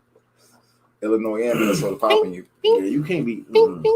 So, yo, if you going in anybody's shit, you are wrong. If you're going inside, yo, thank you. Of anybody else's shit, you are wrong. That is not yours. Leave that. If y'all want to kick it on the divorce side of the game, we can still talk divorce. Though we ain't gotta finish that conversation. I mean, everybody got up out of here and left. We need y'all participation. We are way better with y'all participation. I ain't gonna lie to you. We have way more. I was definitely okay talking about mine. No, that was great. That wasn't even a rant. That was just good. I still never answered the question like when I actually got. That's okay. Yeah. We don't. Even, I got papers though. Like you don't gotta talk about that shit, my nigga. It is what it is. It is what it is. You gave us a lot. It is what it is. Thank you. That's why. Like honestly, I want to get married, but I'll think twice. You know what I'm saying? You've been married, so you know the ins and outs. So I ain't about to just be like, yeah, you only get married. No. I've been here before. I know what this is. Yeah, like, bro. Listen. I've been through some shit with this motherfucker. Like my wife, my actual wife. Can I say we've been through some shit? I know, kinda. I don't know everything. We've been through mad shit. I don't know all that. You go through life with a motherfucker you're married to. I don't know all that shit. No, I'm just saying you go through life. You go through a lot. You go through death. You go through a lot of shit married to a person, right? So you got to be able to be with that person all this up, down, left, right, side to side. Y'all got to ride that roller coaster together. If it's one nigga riding that roller coaster and the other nigga is watching you ride that roller coaster or vice versa, that's not a fucking union. No. You get what I'm saying? So as I go up, we got to go. As I go down, we got to go down. As I go, it's got to be the same shit. And I'm not saying it's got to be equal, but if I go through shit, the situation may be for you to pick us up. You may have to put us on your back, right? You may have to, you may have, what they say in 2K, Chuck, we carrying. You carrying, bro. You carrying. Yo, yeah, nigga, sometimes you got to put the book bag on. If you put the book bag on, put the book bag on. Sometimes it's got to be that way. And you got to understand it's to a situation where we both could both can walk together without a book bag. You get what I'm saying? Mm-hmm. Like you ain't carrying me, I'm not carrying you. We walking freely, helping each other, right? Or let's get to a point where we got niggas carrying us, type shit. You know what I'm saying? Or let's get shit that can carry us. You know what I'm saying? Like let's make life easier. So sometimes you gotta like pay back seat. Sometimes you gotta pay passenger, and sometimes you got to drive.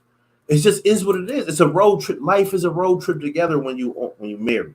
So you on a road trip together. As sometimes it's like 4 of y'all. I'm saying not in no polygamous type shit, but sometimes 4 people driving to a destination. Everybody got to take a turn at the wheel. You know what I'm saying? We got to rotate. We got to get there though together. So that's what marriage is. Sometimes a nigga don't want to hold his weight, or a nigga don't want to do what they supposed to do, and sometimes that shit don't. It don't equal success. It equals a fail. And that's you be like, yo, like, man, this nigga ain't even holding his weight. Or this nigga doing too much. Yeah, guys, you know what I'm saying? Guys fuck up a lot of times in marriages, not understanding it's just not a good union. Assignment. But it's a lot of the times it be because like as a man, you a leader. You know what I'm saying? In that union too. You gotta understand. And this, so when you enter it and you're not ready for it for one reason or another, maybe you got mental health issues, maybe you are not financially stable. You gotta understand that you're not ready for it, and to be forced into it because you think this is what life is supposed to be. This is why exactly. This is why you go wrong. Exactly. This is what I feel like marriage is. Marriage is a union between 2 entities where it's balance, yin and yang. It's balance where it's 100%, but it's 50-50 at the same time, where it doesn't matter. It's just balance, right? I feel like I want to get married, right? But I feel like I can never achieve that goal because I will never have balance. You get what I'm saying? Like that's my definition. I don't think with me, this is what people don't understand about me. A lot of people don't understand about me. Nigga, you weird. The reason why I'm weird is because I try to find out why things are why they are. That's why you're weird. I like to take shit apart too. And when you start to find out why things are how they are, you start to have a different perspective on life as it is. So you start to ask questions that nobody asks. Yo, nigga, I'm sorry I wasn't in the comments because they saying some wild shit in the comments. Yeah. Yo, Selena Taylor said, when I was a kid, I always wanted to hit ugly kids. She said that a half hour ago. My bad. I'm high. I've been trying to direct you to the screen. I was ranting. No, you might have ran it, but I'll put it on the screen and all that. I'm sorry, y'all. I'm sorry because I died. It was funny because she said it right when I was talking about kids. You want to slap kids? Like I really did, though. I ain't gonna lie to you. I know that's kind of switching gears really fast, but she said marriage isn't 50-50. It's 100-100. Right, Sleets? That's what I'm saying. That's smart. That's what it means. Yeah. Like that's what I'm saying. We don't succeed if everybody don't succeed. Everybody has to see. I don't understand that shit. Everybody has, like when they say everybody eats, B. No, everybody eats. From the school of Patrice O'Neal. Worth listening to. From the school of Patrice O'Neal. I feel like it's happy wife, happy life is the worst shit that's possible. That's terrible. That don't make no sense. That is a terrible idea. Because whoever said that is stupid. So you're supposed to forgo your happiness. Whoever said that is an idiot. If you get married, if the man is happy in a relationship, I guarantee you everybody else is happy. Whoever said now, that ain't to say whoever. That ain't to say men ain't men. Now we can talk about that differently. No. Let's talk. I'm gonna talk about this. If one person is happy all the time in a team work effort and nobody else is happy, that's not a good team. No, it's just a moniker. It's a meme. That's not a good team. It's a verbal meme. So to say that shit is, you don't understand how powerful memes are. Bro. People say memes is like, you know what I mean, just some side shit. They're not. They're really powerful. They do a lot. If you happy, I'm miserable. If you happy, I'm miserable. That's not what it said. But you get what I'm saying? Yes. If you happy, I'm miserable. It's the dynamic in a lot of situations. Do you know some men be in relationships today in their 60s and 70s and then they leave? Bro, if you happy, have you ever seen that? Somewhat. I have. I've seen it. Well, motherfuckers be married for like 40 years and all of a sudden it's like, yeah. Time to go. Whatever. Gotta go right now. Motherfuckers be like geriatric type shit. I've seen that. Yeah. Nah, I just couldn't stand another day with this motherfucker. Like, nigga, you spent your life with that motherfucker. I'm not gonna say what it was. I don't want to know what it was because the situation that I seen, it just is touchy. But it's just like, wow. I never seen wow. How? I feel like, what you gonna do now? Like both of y'all, like it ain't just him or you or her. It's like, wow. I feel like there's no perfect marriage, right? There's no perfect marriage. No, just get the thought out of your head. There's no perfect marriage, right? There's marriage that succeed and there's marriage that are good. Like nothing's perfect, right? Because life ain't perfect. So niggas ain't gonna be perfect all the time, dude. You can be married to somebody and you're not perfect at the time, but it's still perfect for y'all. Y'all get to a point where it's perfect. You know what I'm saying? Where y'all get past the bullshit. But sometimes it ain't what it ain't. The joints it ain't what it. But I'm saying the joints that's perfect succeed during tribulations and shit like that. It ain't what it ain't. The shit that's not perfect is the shit when shit come about or when shit happen. Like, for example, Brady and his wife. When motherfuckers ain't happy, niggas don't want to be with each other. Like, I feel like Brady not happy what he want to do with his life, and she not happy what she want to do with her life. And I feel like their union ain't what it's supposed to be, and they like shit. If you ask me my opinion, what's your opinion, Chuck? Thanks. He always trying to introduce himself in the conversation. Because I never get introduced into the conversation. What's your opinion, Chuck? I'm sorry. We just asked you what your opinion was. You did a second ago. No, he trying to get in. He trying to get in a whole nother conversation. No, it's the same one. With Giselle, the door's open. Come on in, sir. With Giselle and Tom, I think it's like when you Tom Brady, right?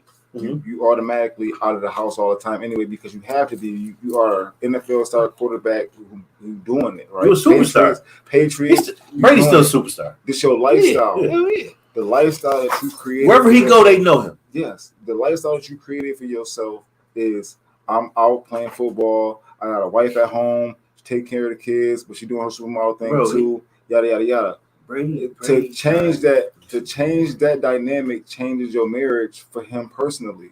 If you change the dynamic to where now we homebodies, we doing this, that, and the third, is a different dynamic than what we invested in the first place. It's a change. I feel like Brady had like his Jordan for the Wizard status right now.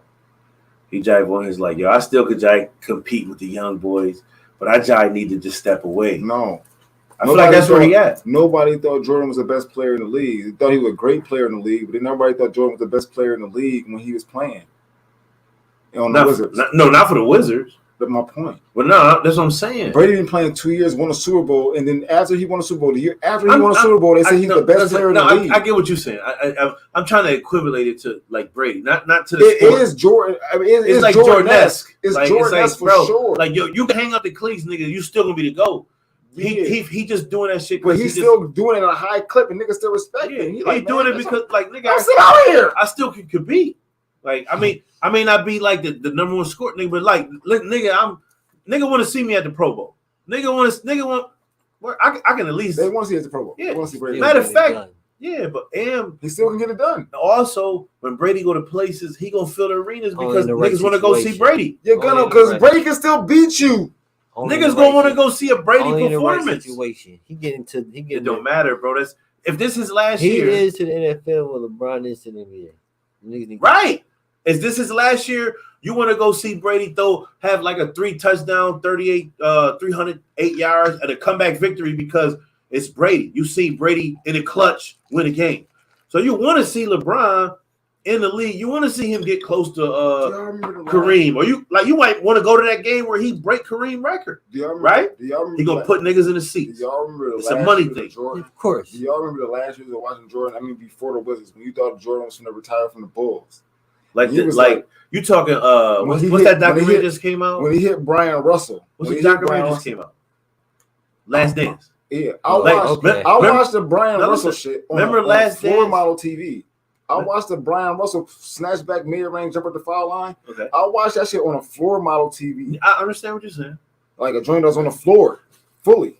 Okay. All right. For those that don't understand, you know. No, I understand. You was there. You was there. Yes.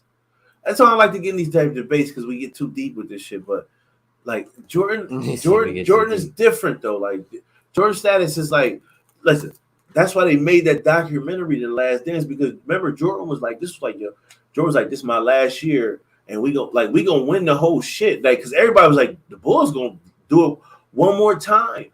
Like they gonna do it one more time for everybody. And Jordan was like, yo, shit. You gotta do it one more time. He was like, okay, we're not gonna disappoint. This is around the time where he got Jordan was doing at around that time, he was getting these 1-year deals for like $30 million.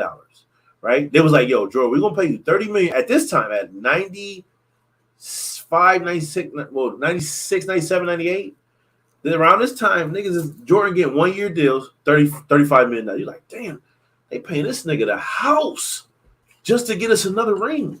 And you know, they always underpaid Scotty. Always. Scotty, remember this year, Scotty holding out. Scotty on some like, yo, I need this surgery. That's how you keep a team talented. But Scotty on some nigga, I want to get paid too. Y'all paying this nigga the house, nigga. Nigga, I'm checking the tough defenders around this time. Nigga, and I'm old too. And Scotty was locking niggas up. So around this time, Scotty was on his shit. Because remember, when the Bulls on the last joint, they was giant, like they wasn't like winning the games they should have won type shit. They was like, man, y'all niggas ain't even gonna make it to the championship type shit. And Rodman was on. Listen, Rodman was on his shit. I love drink champs too. Rodman was on his shit where he was like, yo, nigga, yo, Phil, I need to better. I need to go to Vegas for a weekend during the playoffs. This is around that time. So niggas focus ain't what it is. So maybe we might not win the title. All that shit. This is why Mike the GOAT. This is why there's no fucking comparison to him and LeBron. I don't give a fuck if LeBron the all-time leading scorer. There's no comparison. There's two comparisons. Jordan to LeBron. No, not George to LeBron. No comparisons. Not George. No comparison regarding GOAT wise. Now, with that being said, with that being said, Jordan is my GOAT. Will I put LeBron up there with him? Yeah, okay, cool. You can play ball with him. But when it comes to who I'm picking, I don't know who it is in baseball. I'm picking Jordan, bro. Like, I respect LeBron. No, I know, but like I respect you niggas like LeBron a bum, like he sucked. Like no, LeBron is like a fucking beast. Sometimes I feel like he's too passive, but shit, I want LeBron on my team. LeBron is not passive. He's a basketball savant. No, he a facilitator. He don't do shit. He don't do shit like basketball savant. Called the man. He's a savant. He a facilitator. No. He's a basketball savant. Listen. Okay, check this out. Basketball. Who do I think the GOAT is? Jordan. Who do I think is a better all-around player? LeBron James. LeBron James is a basketball savant. LeBron James is a better basketball player than Michael Jordan. You ever see Rain Man? Right. He's not a better basketball player. LeBron James is a sociable Rain Man when it comes to basketball. Yeah. Listen, his mind, his basketball IQ is one of the greatest. And he can still be sociable. One of the greatest. He ain't like, yo, Wapner, 4 o'clock, Wapner. You could tell when he he calling back all of the shit. Word. Judge was that the playoffs? Archie Bunker. He had to watch. He had to watch people score. He didn't care about none of that. But it was a time where I think there was in the playoffs. And LeBron was nigga with Tom Cruise. He was calling back all the little plays. Like he just went like, oh, when this happened, this happened. He broke down the game in like footage, like basically verbally. Yes. Like LeBron IQ is through the roof. Listen, we not gonna get this debate, bro. LeBron IQ is the greatest, nigga. This is why Jordan is way better than LeBron. This nigga Jordan IQ wasn't even like Jordan. Listen, Jordan was focused on winning, nigga. Jordan's a killer. Jordan in the finals at Atlantic City or Jordan, like they playing the Knicks in the playoffs. Like Eastern Conference type finals type shit. Killer. This nigga Jordan playing poker. Try and true. To 3, 4, 5 in the morning, nigga. You ever see Fifth Element? And then going to the Knicks giving them fucking 50. You ever see the Fifth Element? Yeah. Remember the nigga that LeBron was could like, never. Remember the nigga that was like, yo, killer. LeBron don't even drink cognac, nigga. Jordan out there smacking tequila giving you 50. A killer would have asked about that little red button. A real killer. Button. You ever see Fifth Element? Yeah. Oh yeah. A real killer would ask about that little red button. He didn't ask. Jordan asked him about what's this little red button do right here? Dude? Nah. That's a self-destruct button, my nigga. Don't press that. Unless you need to die.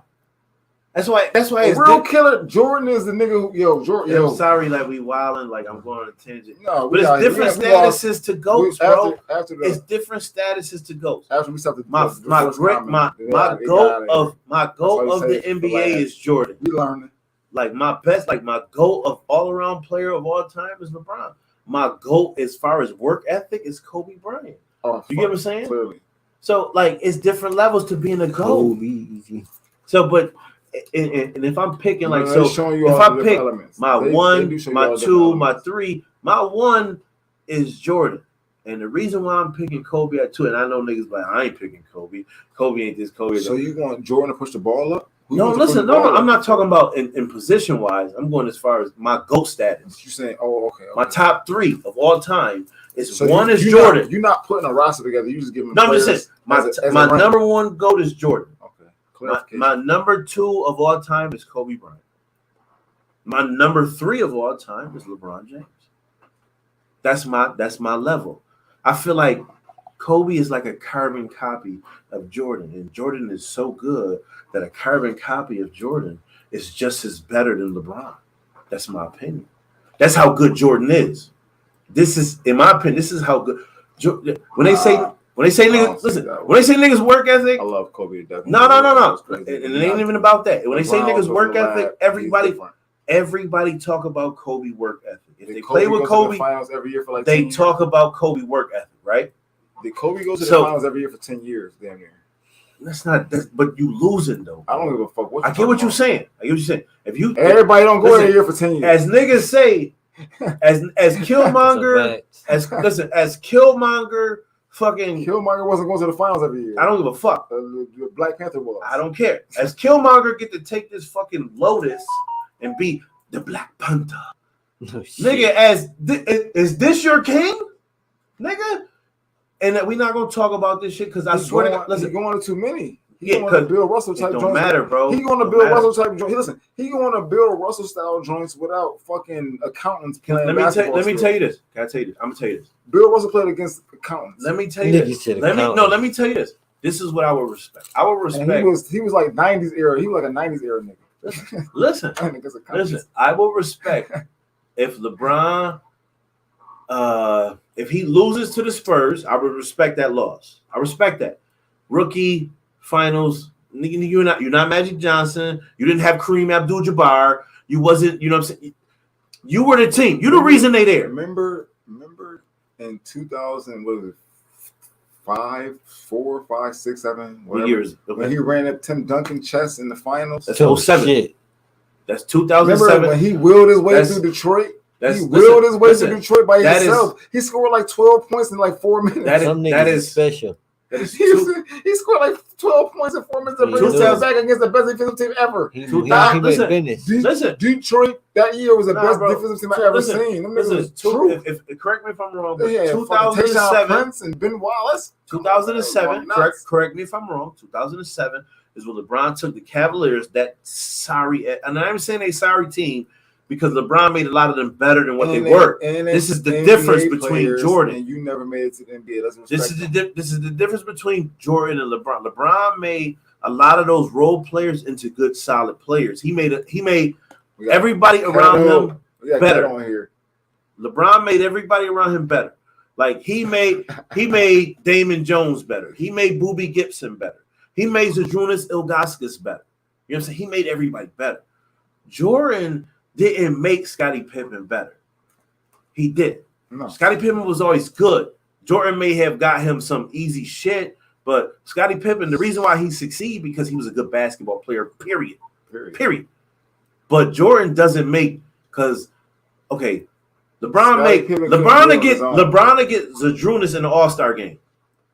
Jordan would never get Bill Wennington in the All-Star game. Pippen got fucked money-wise though, but that's another. Jordan could never get his center into the All-Star game. Because he's not out there trying to that's what I'm saying. LeBron like shit. I'm gonna make you better. Cartwright. I'm gonna make you better. Jordan like nigga. I'm good enough. Where nigga, I don't give a fuck what you do. Right. What you do. To me, Jordan is I'm about to win this game. To me, I ain't gonna lie. I think a lot of people feel like this, and that a lot of people are totally false and wrong. And I'm gonna be wrong right with them. No, I'm gonna tell you big wrong right here. I'm gonna tell you what I'm saying. I really feel like I'm Jordan-esque in certain ways. Okay. Like I talk shit to people to make them better, and sometimes it works. I'm not even close to what he is as far as basketball player at least. Different type shit. I get what you're saying. Other arenas, I might beat the nigga in certain arenas, but he might tell you you're going to beat nothing. He might give you a competitor. He might give you that tough love that you need. He a super competitor. He the type of nigga who gonna tell you, nigga, you playing like a bum. Yes. Beach. Yes. And I need you to step it up, bro. Yes. Be here when you be there. Way harder than that. Way more aggressive than that. I guess some niggas can't take that though. Especially for millions of dollars. You getting paid millions of dollars, you getting millions of dollars talk. Some people can't take that. Some people got egos too. Sir, millions of dollars talk. Some people got egos too. When niggas say I think he ruined Kawhi. Who did? Not Kawhi. What's his name? Bust Life. Who? My boy. I love him. Who? What's the nigga name that do the Bust Life? The nigga was going against Stephen A. Kwame Brown. You going fucking with Gilbert Arenas. Yeah. What you was about to say? Kwame Brown is a nigga who I think Jordan type. Like Kwame Brown was a kid. He didn't want to listen to what Jordan said. Up that nigga He didn't want it had nothing to do with listening to Jordan. Jordan is very aggressive and Jordan's in his latter years though. Yes. Now he really addicted. He like I'm a king, nigga. You gotta understand. Do you say that fucked up his like basketball shit? No, I'm not saying they fucked up his basketball shit. It just in his like when you it's hard to live up to Jordan standards. Sometimes it's hard to take. It's hard to live up to Jordan standards when you graduate college and you're 22 years old. Sometimes the pressure be tough though. For be tough for the niggas who was grown men on Jordan's team, it was really hard on the niggas. It's tough. Kwame Brown came out of high school. Let's say you came out of Burgard, you came out of Bennett, I came out of Seneca, and now all of a sudden you're on a team with Jordan. He's telling you a fucking bitch. But listen, as we come to as we come to what you're saying, the fuck? And I hate to turn this into some sports shit, but you know they about to like reinstate the straight from high school to the draft. They need to. They about to. They need to. It's up for like come out. It shouldn't be a debate. He in the G League though. It shouldn't be a debate. I think that was some shit in Europe. No, I think I think both of them dudes are like top prospects because they like, you know how you can't come from high school, so they go out of high school, but they go to the G League and play a year in the G League and enter the draft. Because you can't be like an 18-year-old, whatever. Like, you know how you got to spend a year out of high school. That's why that one and done shit is. That's why, I'm going to college because I have to, and I'm at the ball. But if I get hurt, man, but if we good enough to win the title, I'm gonna play. You know what I'm saying? But shit, niggas see me. I'm projected number one anyway.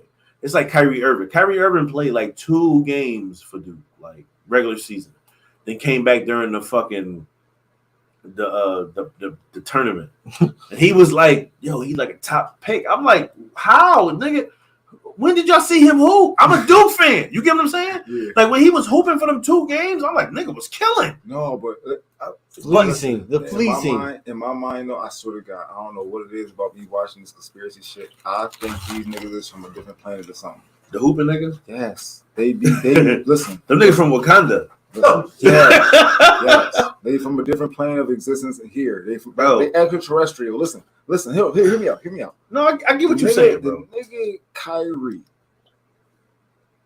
had got into Kobe's stratosphere to where he was like, you can't check me, Kobe. Yeah, I remember that shit, yeah. He young as hell. You seen the video? Yeah. He got Kobe got in the stratosphere of Kevin Garnett, where he was sitting after a game. He's sitting in Kevin Garnett's chair, and Kevin Garnett like, who is this nigga in my chair? Get this nigga. Who is he? He's sweet. I respect him. Get him out my chair though. You know what I'm saying? Like, how do these niggas even be in this? Like, it'd be like niggas is destined for a stratosphere. Okay. And they make that stratosphere, like, you know what I'm saying? When you make it, and some niggas don't. Some niggas is made for it. Some niggas got superstar status, bro. It is what it is. Some niggas work at it. You have to work at it to get it. Some niggas is worth that shit. Some niggas is worth. They work hard. Listen, some niggas is worth. If he come to you and say, I want M&Ms, but they all gotta be yellow, he might be worth that shit you gotta deal with because niggas bringing the money or niggas bringing the championship. Sidebar, Boosie's telling the motherfucking waiter. This is sidebar, but it's kind of ties into the same thing. Boosie's telling the waiter, listen, I want a Coke. Not one of them just out of the machine. I don't want that. I don't want that machine shit. I want a bottle or a can of Coke. Can you get that for me? They just told me they didn't have it. Can you get it for me? Yeah. I get what you're saying. Yeah, and this is what I'm saying though. But if the nigga's bringing in the money, so it is what it is. Not saying it is what it is. As long as that shit is like is. Do you think Jordan would have been like if let's say around this time, let's say if Greg Popovich is Jordan's coach, do you think that's a good union? No. You get what I'm saying? No. It's not a good union. No. That's not a good. That's why shit like that don't succeed. It's two super alphas. That's why shit don't succeed. Jordan's not an alpha; he's a super alpha. But when you get Jordan and Phil Jackson, where Phil I'm not a super alpha. I don't want to compare myself to Jordan in that manner. No. Jordan is a step above. You know what I'm saying? Chill with the Jordan comparison. But you gotta. I'm not talking about Jordan. I'm talking about a demeanor, my nigga. Yeah, I'm not talking about Jordan. I'm talking about a killer mentality in which I respect and I have. And then also, not just a killer mentality, but I talk shit to niggas to motivate them. And if I can't, then I realize that I don't need to be around you. Okay. Yeah. I'm trying to make you better to be better. If you don't want to be better, then the only caveats I got is for females. You can't do that to females. Like that's different. That's different. Because females they're not taught to learn that way. We're not talking about that. Yeah, they're not taught to learn that way. So in female sports, you got to be different. That's a different relationship too. Like that. But overall, and even talking to them, this is different. But overall, my demeanor, I want to talk about. You know what I mean, you interact with more than males. You know what I mean, I get it. You know what I mean, I get it. But overall, I'm a nigga who is gonna talk shit, and then I dare you, I dare you. Talk shit too. I dare you to do whatever. You do whatever. Do whatever you do. We're gonna go back and forth. Yeah, challenge me. You can challenge me too. You know what I'm saying? Right. To the fullest extent, but be respectful with it. You can do whatever you want to do. Yeah. Do what you do. Okay. We're gonna find out. We're gonna test limits here. I just told you, cannonball. Yeah. Homer Simpson in the cannonball, my nigga. I can take a beating. Yeah. So now, sir, you do what you do. We can talk. It's coming right back. Yeah. That's what it is. That's the level of respect, though. It's total respect. Because I'm gonna tell you what it is. I might tell you. What if I tell you this? Yeah, we playing basketball, right? And we hooping. And I tell you, bro, when I went to the hole on you, you was a pillow. Okay. Like, what does that mean? That means I rolled you all the way to the hole with no resistance. I felt like you was cushioning me on the way to the basket. Okay. You was cushioning. It was like a cushion. Yeah. And not only was it no resistance, it was comfortable. Okay. Yeah. You talking shit. It was comfortable. You talking shit. Yeah, without really being aggressive. No, you just talking shit. You a pillow. So next time you come down, I ain't gonna be that pillow. I hope not. Yeah. I'm asking you. I'm asking you, telling you, I don't need pillows checking me. Yeah. So next time pillows checking me don't help me develop myself. That's a fact. So next time when you come down, if I ain't one of them hard ass pillows, nigga, follow me, please. What? Please follow me. I'm asking you to follow me because you you was totally comfortable. I rolled you to the it was. I did it like this. When it comes to any competitive thing, you don't want to make the other person's job easier. No, you don't want to play a football game and give up points. No, like who does that? So no, you want to score, so you want to win. But sometimes I'm talking about niggas to be soft. Now, sometimes if we just playing around, okay, cool. But if it's for something, if I'm doing this shit because I want to be here, and it's for who's better? I want to win. I don't give a fuck what it is. I want to beat your high score. That shit can be Monopoly. Niggas hate that. Though. I'm better than you. Perennially though. Even if it's a game. Listen. Even if it's a game that I know for a fact you better than me, guess what? I'll beat your ass in that shit, nigga. I'll beat your ass in chess, Chuck. I'll beat your ass in chess. Set it up. Rack them. Rack them, nigga. You could bowl a turkey, nigga. I'm be like, yo, shit, what up? I'm hyper competitive. I'm not super competitive. I'm hyper competitive. I want to beat your score. That's why I say I'm kind of like Jordan in a certain sense, but he's a step above, right? Niggas hate that. No, they do. It's competition. It's not to niggas. It's not competition to most people, my nigga. Let me say this. Let me say this though. Niggas hate that, dude. Like if I tell you, dude, if I tell you I'm gonna beat your high score, then proceed to beat your high score, and you try to beat that score and don't beat it, you gonna be like, fuck this game. I'm gonna delete this bitch. Fuck him and that score. I ain't gonna give up though. I'm still gonna be trying. My nigga, I done seen this shit. Not good. You saying I'm mad as hell. I'm mad as hell. And then I done seen the reverse too. I done seen both sides. I done seen niggas tell me, "Fuck you, you was trash," and beat my score by millions. You know what I'm saying? I done seen it both ways. So it's like, I can't call you trash if I can't beat you, but I'm gonna be like, I was still in my heart. I'm gonna be like, I could beat you. I just ain't pushing myself hard enough. What it is, I'm not talking about you personally. No. This is my mentality. I'm gonna tell you the only time this happened between me and you. Yeah. Snoo. Yeah. I want to beat your score. I killed you on Snoo. I still want to I killed everybody in your house on Snoo. Yes. Everybody in your life died on Snoo. Mm-hmm. And they was like, yo, delete Snoo. We ain't playing Snoo in this house no more. I'm still playing that shit because I want to beat Chuck's score. Have you beat it yet? Hell no, but I still want to try. If I can still get Snoo to this day, if I can get Snood to this day, I'm gonna try to beat your shit. QB, niggas deleted Snood in the house. It's a game where it's like Bubble Bobble. You ever play Bubble Bobble? It's one of them little computers. Chuck was nice at this shit. Right. Nigga, I used to see Chuck I was like, I ain't never seen them little faces. what colors is those? Nigga like, oh what? You know, school. I'm like, oh, this nigga nice. I seen the score. He's like, oh yeah, I just wanted to beat your high score that was up here.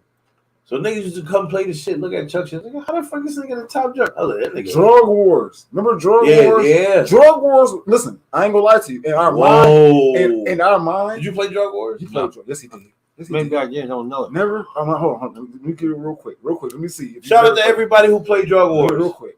You used to have a game where you go to Chicago, LA, New York, you know what I'm saying, yada yada yada. And then you would have like ketamine, weed, pills, Special K, yada yada yada. And then you had to buy for the low and sell for the high. I don't know. Can I tell you what game system was that on? It was on a computer. It's like a computer game. They used to play like in a computer lab at UCC or something. Can I tell you the setup? It was called Dope Wars. They had it on your phone for a while. Can I tell you the setup? Yeah, let him tell. Okay, so the setup is Dope Wars. If you play Dope Wars, put it in the comments. Dope Wars. Put it in the comments. Let us know. Let us know your high school on Dope Wars. This is Dope Wars. You a dude. You got 30 days. All text too. 30 days in your phone to run it up. Wow. You got 30 days way to set it up. to run it up. That's a great setup. So they give you some funds. You get some funds. Now this ain't consignment. This like 2 bones. This ain't 2 bones or 20K or something like that. You start with your front money. You like, nigga, I wanna start my business and I got this capital. And they like, yo, you got 30 days to run it up. And it's basically, you got that pack, you start in an area with that pack, and you start in a city. You start in one city that got what you need. And in the city, you go to different parts of the city. You go to like different So you start with your capital. You start in one city where you see what it's hitting for. You like, okay, you just investing. You like, oh, we over here, but you ain't seen the other city yet. You ain't seen nothing. This your start city. You don't know nothing. You look at the prices. You like, oh shit, ketamine for XYZ is $5 for this. For one. Or fucking marijuana is $300. The coke over here is for 2. XYZ is for that. We got ecstasy for 50 over here. Nigga got heroin for motherfucking the 30. It's basically like a stock market. So you look at your setup. You gotta find out where the lowest prices of what you want to buy. They give you 30 days. And find out the highest prices you can sell. This the first of the month, and you a hustler and you gotta run it up. So you gotta pick what you about to invest in. It's like, yo, crystal meth is hitting. Mm-hmm. Damn, I can get crystal meth for this price over here. For $10, I can get crystal meth. $10. Let me get this. 30. I can get 30 piece for $10. Let me get this crystal meth on high. Let me spend a lot of money on this crystal meth. Why? Because it's selling for the low, but over there it's buying for the high. You don't know yet though. Listen, this like you get on a plane. Yeah, fly. You don't know Chicago to LA. You just bought the crystal meth. Yeah. You fly from Chicago to LA. Yeah. In LA, you bought it for 10 a piece. You can sell it for 30 a piece in LA. So you might even hit a joint where it's 40 a piece. The game fluctuates. It might be 40. It be times where niggas that hit that burner, bro. Niggas that hit that we done bought ketamine for $5 a joint.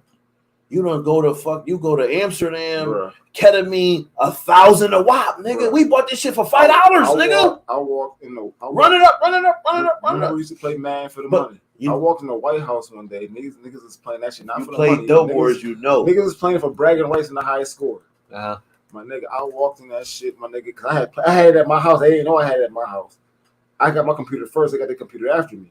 I was playing this shit. I came in there and busted high score ass. I'm talking about when I came back within 2 days. My nigga, my score was so far down the fucking list. It was ridiculous. Niggas ran it up. So what it was is Dope Wars was basically a game. This is buy for sale. But check it out. It was a game where you just basically was a drug dealer and you gotta buy for the low, sell for the high, like you said. But it's two things. Dope Wars is equivalent to, in my eyes, Oregon Trail. Oregon Trail is a situation equivalent. You set up with something and you gotta get to a goal. But your goal, you have to. The goal is different, but your goal is to start with what you have and make it to the end with more than what you had. Yo, listen to what I was. The analogy on that is 9 times out of 10 on the Oregon Trail, though. Niggas was dying from dysentery. Yes, check it out. Dying. Watch this out. How it's hard. And as he said that, it's a couple times when you playing at random, nigga, they raided your spot, nigga. They hit the joint. It's so hard to get everybody to the Oregon Trail. So, but listen, it's so hard. Check it out. So, I want to watch a YouTube on it now. So, I want to see how you get niggas. Check it out on Dope Wars. Is it not a point where they be like, yo? They be like, listen, it's tough. You want to buy this ketamine in Amsterdam for $5 a joint, right? But you want to take it to okay, no, I'm sorry, wrong place. Let's say you don't bought this ketamine from Vegas. You want to take it to New York because you know here it was buying for the $5, up there it's selling for the $8, right? Or it be small game because you know what they do is. You will see the prices and you will know from the last time. So you will get like a memory of what happened. Yeah. You know what I'm saying? As you go sometimes along, when you first start out, you don't know shit. Yeah. But sometimes but it be random sometimes too. Sometimes you might hit a lick somewhere and go sell it over there, but it'll ask you how you want to travel from New York to LA. You want to take the bus, you want to take the plane, or you want to take the train type shit, or you pick your joint. You might say, I want to transport it. Or I might want to travel by car to LA, and then they'd be like, "Yo, Dope Wars is shit." They'd be like, "Yo, police, text, my nigga. Random." Listen, they'd be like, "I couldn't play no game like that." Listen, all text games. Chuck, that shit, no pictures, no nothing. If I got into it, I could still play that shit. Chuck, that shit'd be like, "Yo, random traffic stop, niggas took 8 of your ketamine, and they let you go." They'd be like, "Do you want to shoot it out with the cops?" Like, what the fuck? Yep. You got away, but nigga, you got a warrant. Wow. All text though. You gotta read that shit. You can't ain't even no cutscene. You reading that. But no, that shit was just a way where like you just try to. Kurt. You get the start money, and you just gotta keep flipping it. You gotta keep flipping it. Flipping that thing. That shit was dope. I remember that when niggas showed me that shit. I said, "Yo." I put that shit on my phone. I'm trying to play that on shit. His Diddy. He gonna take that. Y'all fuck with us tonight, yo. Y'all didn't want to hear shit as a divorce, though. I ain't gonna lie. That's because niggas don't want to get divorced. These niggas is getting divorced. Yeah, a lot of nobody want to get divorced. They probably going through them. These chicks going through shit with their man. In my opinion, for you to get married, your goal is to not get divorced. Hell no. You know what I'm saying? Bitch, listen, who goes into a marriage? Or one of their goals is like you ain't going nowhere, bitch. Welcome to death row. Right. But you ain't going nowhere. How can you get into a union? You be toxic. How can you get into a union? Going nowhere. I ain't gonna beat the bitch at the end of this union. We don't succeed. If we married, you ain't going nowhere. I'm skeptical. Who the fuck wants to be in a marriage where we don't succeed? I want a marriage to be the right thing. I want it to last forever. Ever. That's just my opinion. Because if I find that right balance, I want that shit to last forever. I want to always be attracted to my wife. I want one of us to die first, and then after that, you can like for example, I and I hate to speak this into fruition. Let's say I get married tomorrow. Boom, I'm married, right? I'm 40 years old. Let's say I was married for 20 years and then I pass away, right? I was married for 20 years to a woman. And we didn't have no problems. We didn't have no problems. I just died because, hey, God called me at 65. Right. You get what I'm saying? And I pass away. 20 years. I'm just saying. My bad, Chuck. I'm bad. I get you. 20 years. Let's just say, let's say 25. I'm sorry, 65. Yeah, it's 25. Let's say I pass away at 65, right? And it's like, yo, we have no problems. And then when I pass away, my wife is like, yo, I ain't got nothing bad to say about him. Like, he was an angel. You know what I'm saying? And it was like, whatever. But that marriage is expired. Yeah. If she can find somebody else at 65 and they around what she want and they can succeed you don't mind being in heaven watching your wife cheat. No, I don't give a fuck. That contract. Listen, Chuck, contract expired. That contract is expired. You gonna come down there 100? No, I hope not. Do you know what comes to my mind when we talk about this stuff? What? The movie Spawn. I'm like, why was you dead, nigga? Let that bitch let that bitch fuck your man, bitch. It's over. He a dirtbag, but you dead already, my boy. What can you do about it? He a dirtbag. He already let him be a dirtbag, man. Listen, in my opinion, you dirty motherfucker, you. No, in my dirtbag already. Doesn't mean be a dirtbag. In my opinion, let her be a dirtbag. If you at peace with your situation ended, no haunting niggas. And y'all, you was dead for sure. You can't you do just shit, died. but you might be mad that you died first. No, I'm not mad because I died first, bro. You don't know that. I'm mad after you die. You know a lot. If you up there watching your cheeks get clapped, you gonna be mad. What? You know what was gonna happen. You set it up. Chuck, the only way I'm mad if I die first is if she killed me. She killed you. If I die first because I'm old, if the doctor said you eat one more piece of bacon, you're gonna die, and I eat a piece of bacon and I die, that's my fault. You know it's over. You know it's over. That's my fault. I mean, they told you. Is it over though? Is it over for you? They tell you. No, it's I'm not eating no damn bacon if they tell me it's gonna kill me. Not over. One more piece of bacon, you not gonna eat a piece of bacon. I never eat another piece of bacon. Why? I'm gonna treat that. Listen, I'm gonna treat that shit like the floor is lava. I don't want no fucking bacon. Hell no. Bacon. There's somebody out here gonna die for bacon. Bacon it is. I guarantee it's a stupid motherfucker that's gonna be there. Somebody out here that's gonna die. They gonna be sitting in the joint ordering a cheeseburger, like, yo, man, cheeseburgers is always good with bacon on it. And they gonna be like, yo, let me get a double with bacon. They gonna be bite that shit and you like poof. They be like, oh, I forgot. Like, nigga, you weren't supposed to eat bacon. That's a nerves roll, Chuck. Weed joint. You aggressive tonight, bro. No. How much did you eat off that joint? Right, the last good. I don't know. For the nerves. Listen, the nerves. Last time I had that joint, I was I was gone. That's the time we was in the joint. Niggas in the on the joint like yo, one high as I was off that nerves road, nigga. We had a guest that night too. Did we? Wait, or no? Maybe we did. Yes, we did. That's the down the way chop joint. Chop. Yes, because I remember when she came in the joint, she was like, "Yo, this nigga high." I remember that shit, bro. I remember that shit now. Hell yeah, I was high as hell. Them niggas gonna rip on you. Them niggas gonna rip on you all the way. I was high as hell. Sure.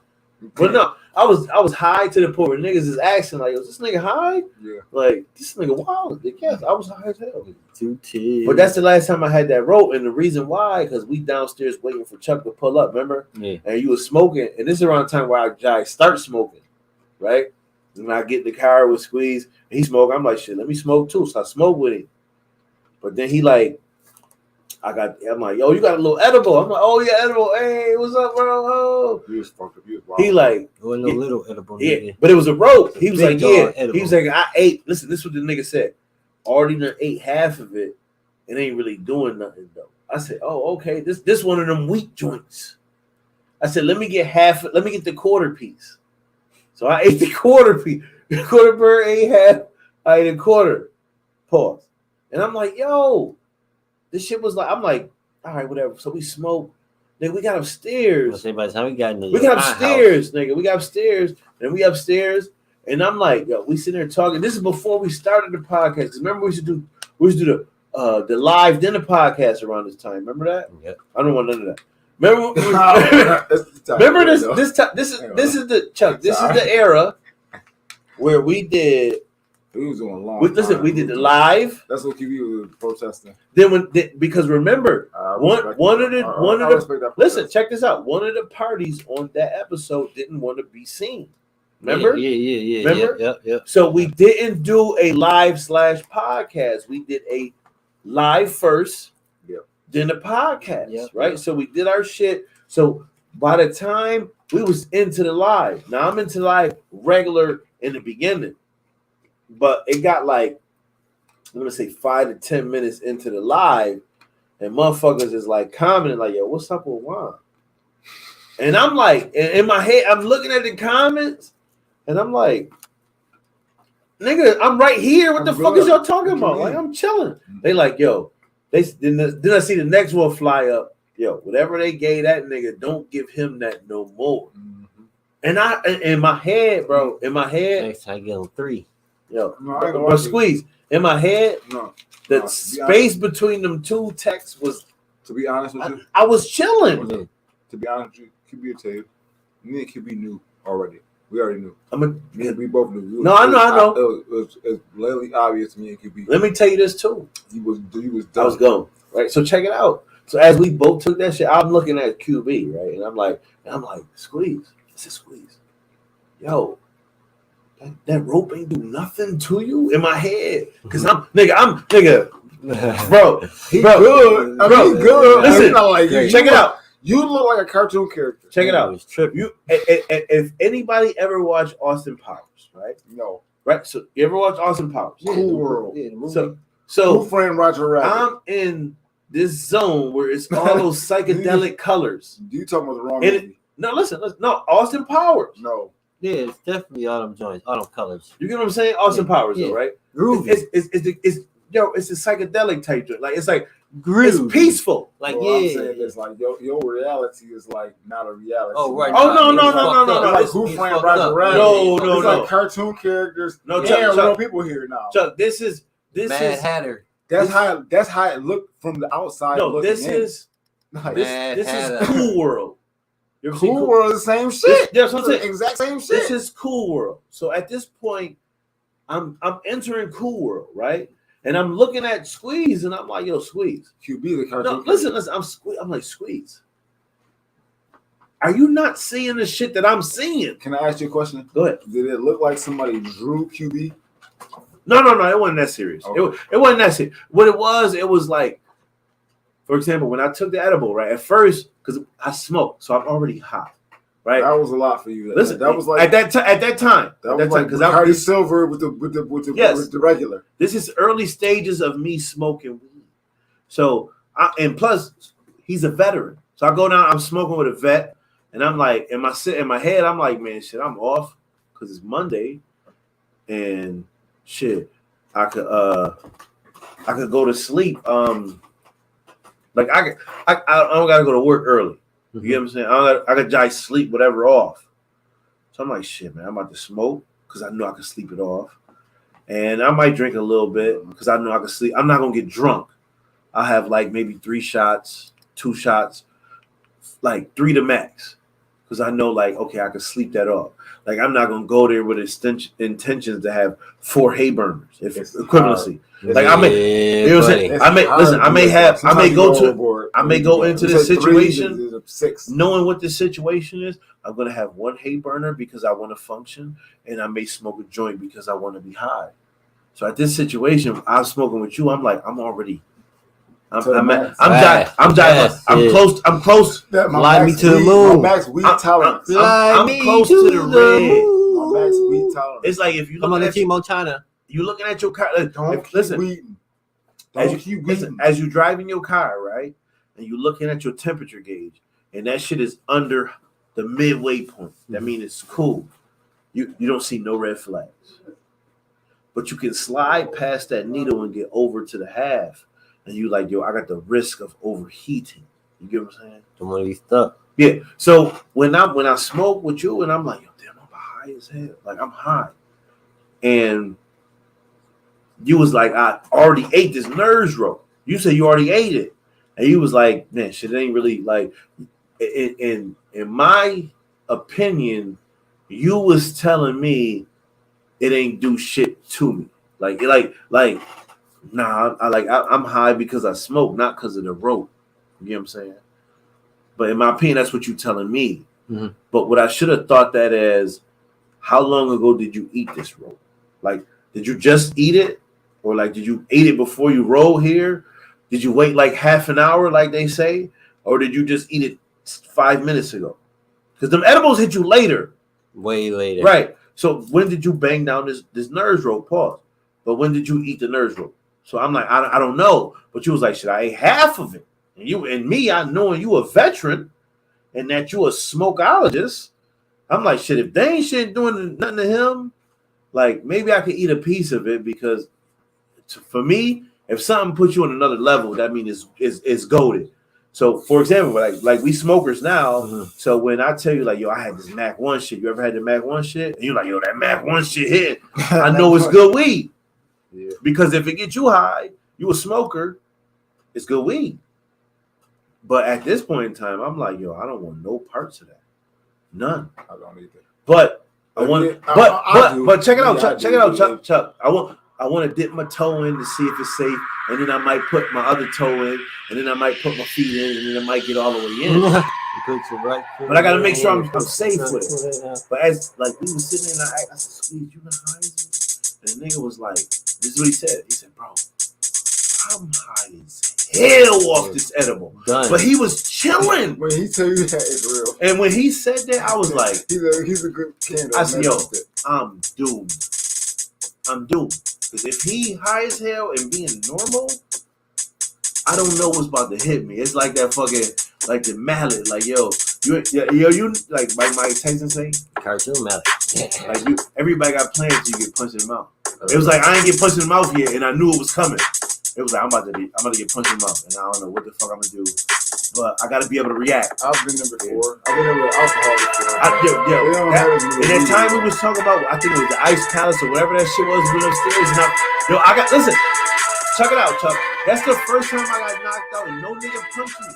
Like that's when that liquor. Listen, that's when that liquor and that weed hit me at. Listen, at one time, nigga, and I couldn't handle it, and I just passed the fuck out, and I woke up to niggas escorting out the club, nigga. And I just came home from the army, or I lived in Jersey. That was the first time being back in Houston. No, this was I was living like I might have been in Jersey or Virginia. It was your first, second time back in Houston. No, but listen, it was your first real time partying. Kind of. No, listen. I ain't had to line up no cut nothing because I was like, I'm just partying with the niggas. So imagine niggas escorted me out the club. He was like, when he walked in, imagine niggas escorted me out the club on some drunk shit at a younger age. Niggas like, yo, wanna smoke out? When he walked in, this is the funniest shit ever. This nigga smoked out. Funniest shit ever. When he walked in, this is heavy beef time, right? 0405. Listen, why niggas ain't tell me this was an ops party? Yeah. We walk in the club, right? I swear to God, 8 niggas walk in the bathroom and pour knives in the booth. Damn. We all like this, QB. We all like, yeah. Squeeze, it was real. It was real. He's like, yo, why the fuck everybody got an ox? No, that nigga got drunk when we sitting in the corner. Yeah, I passed out, bro.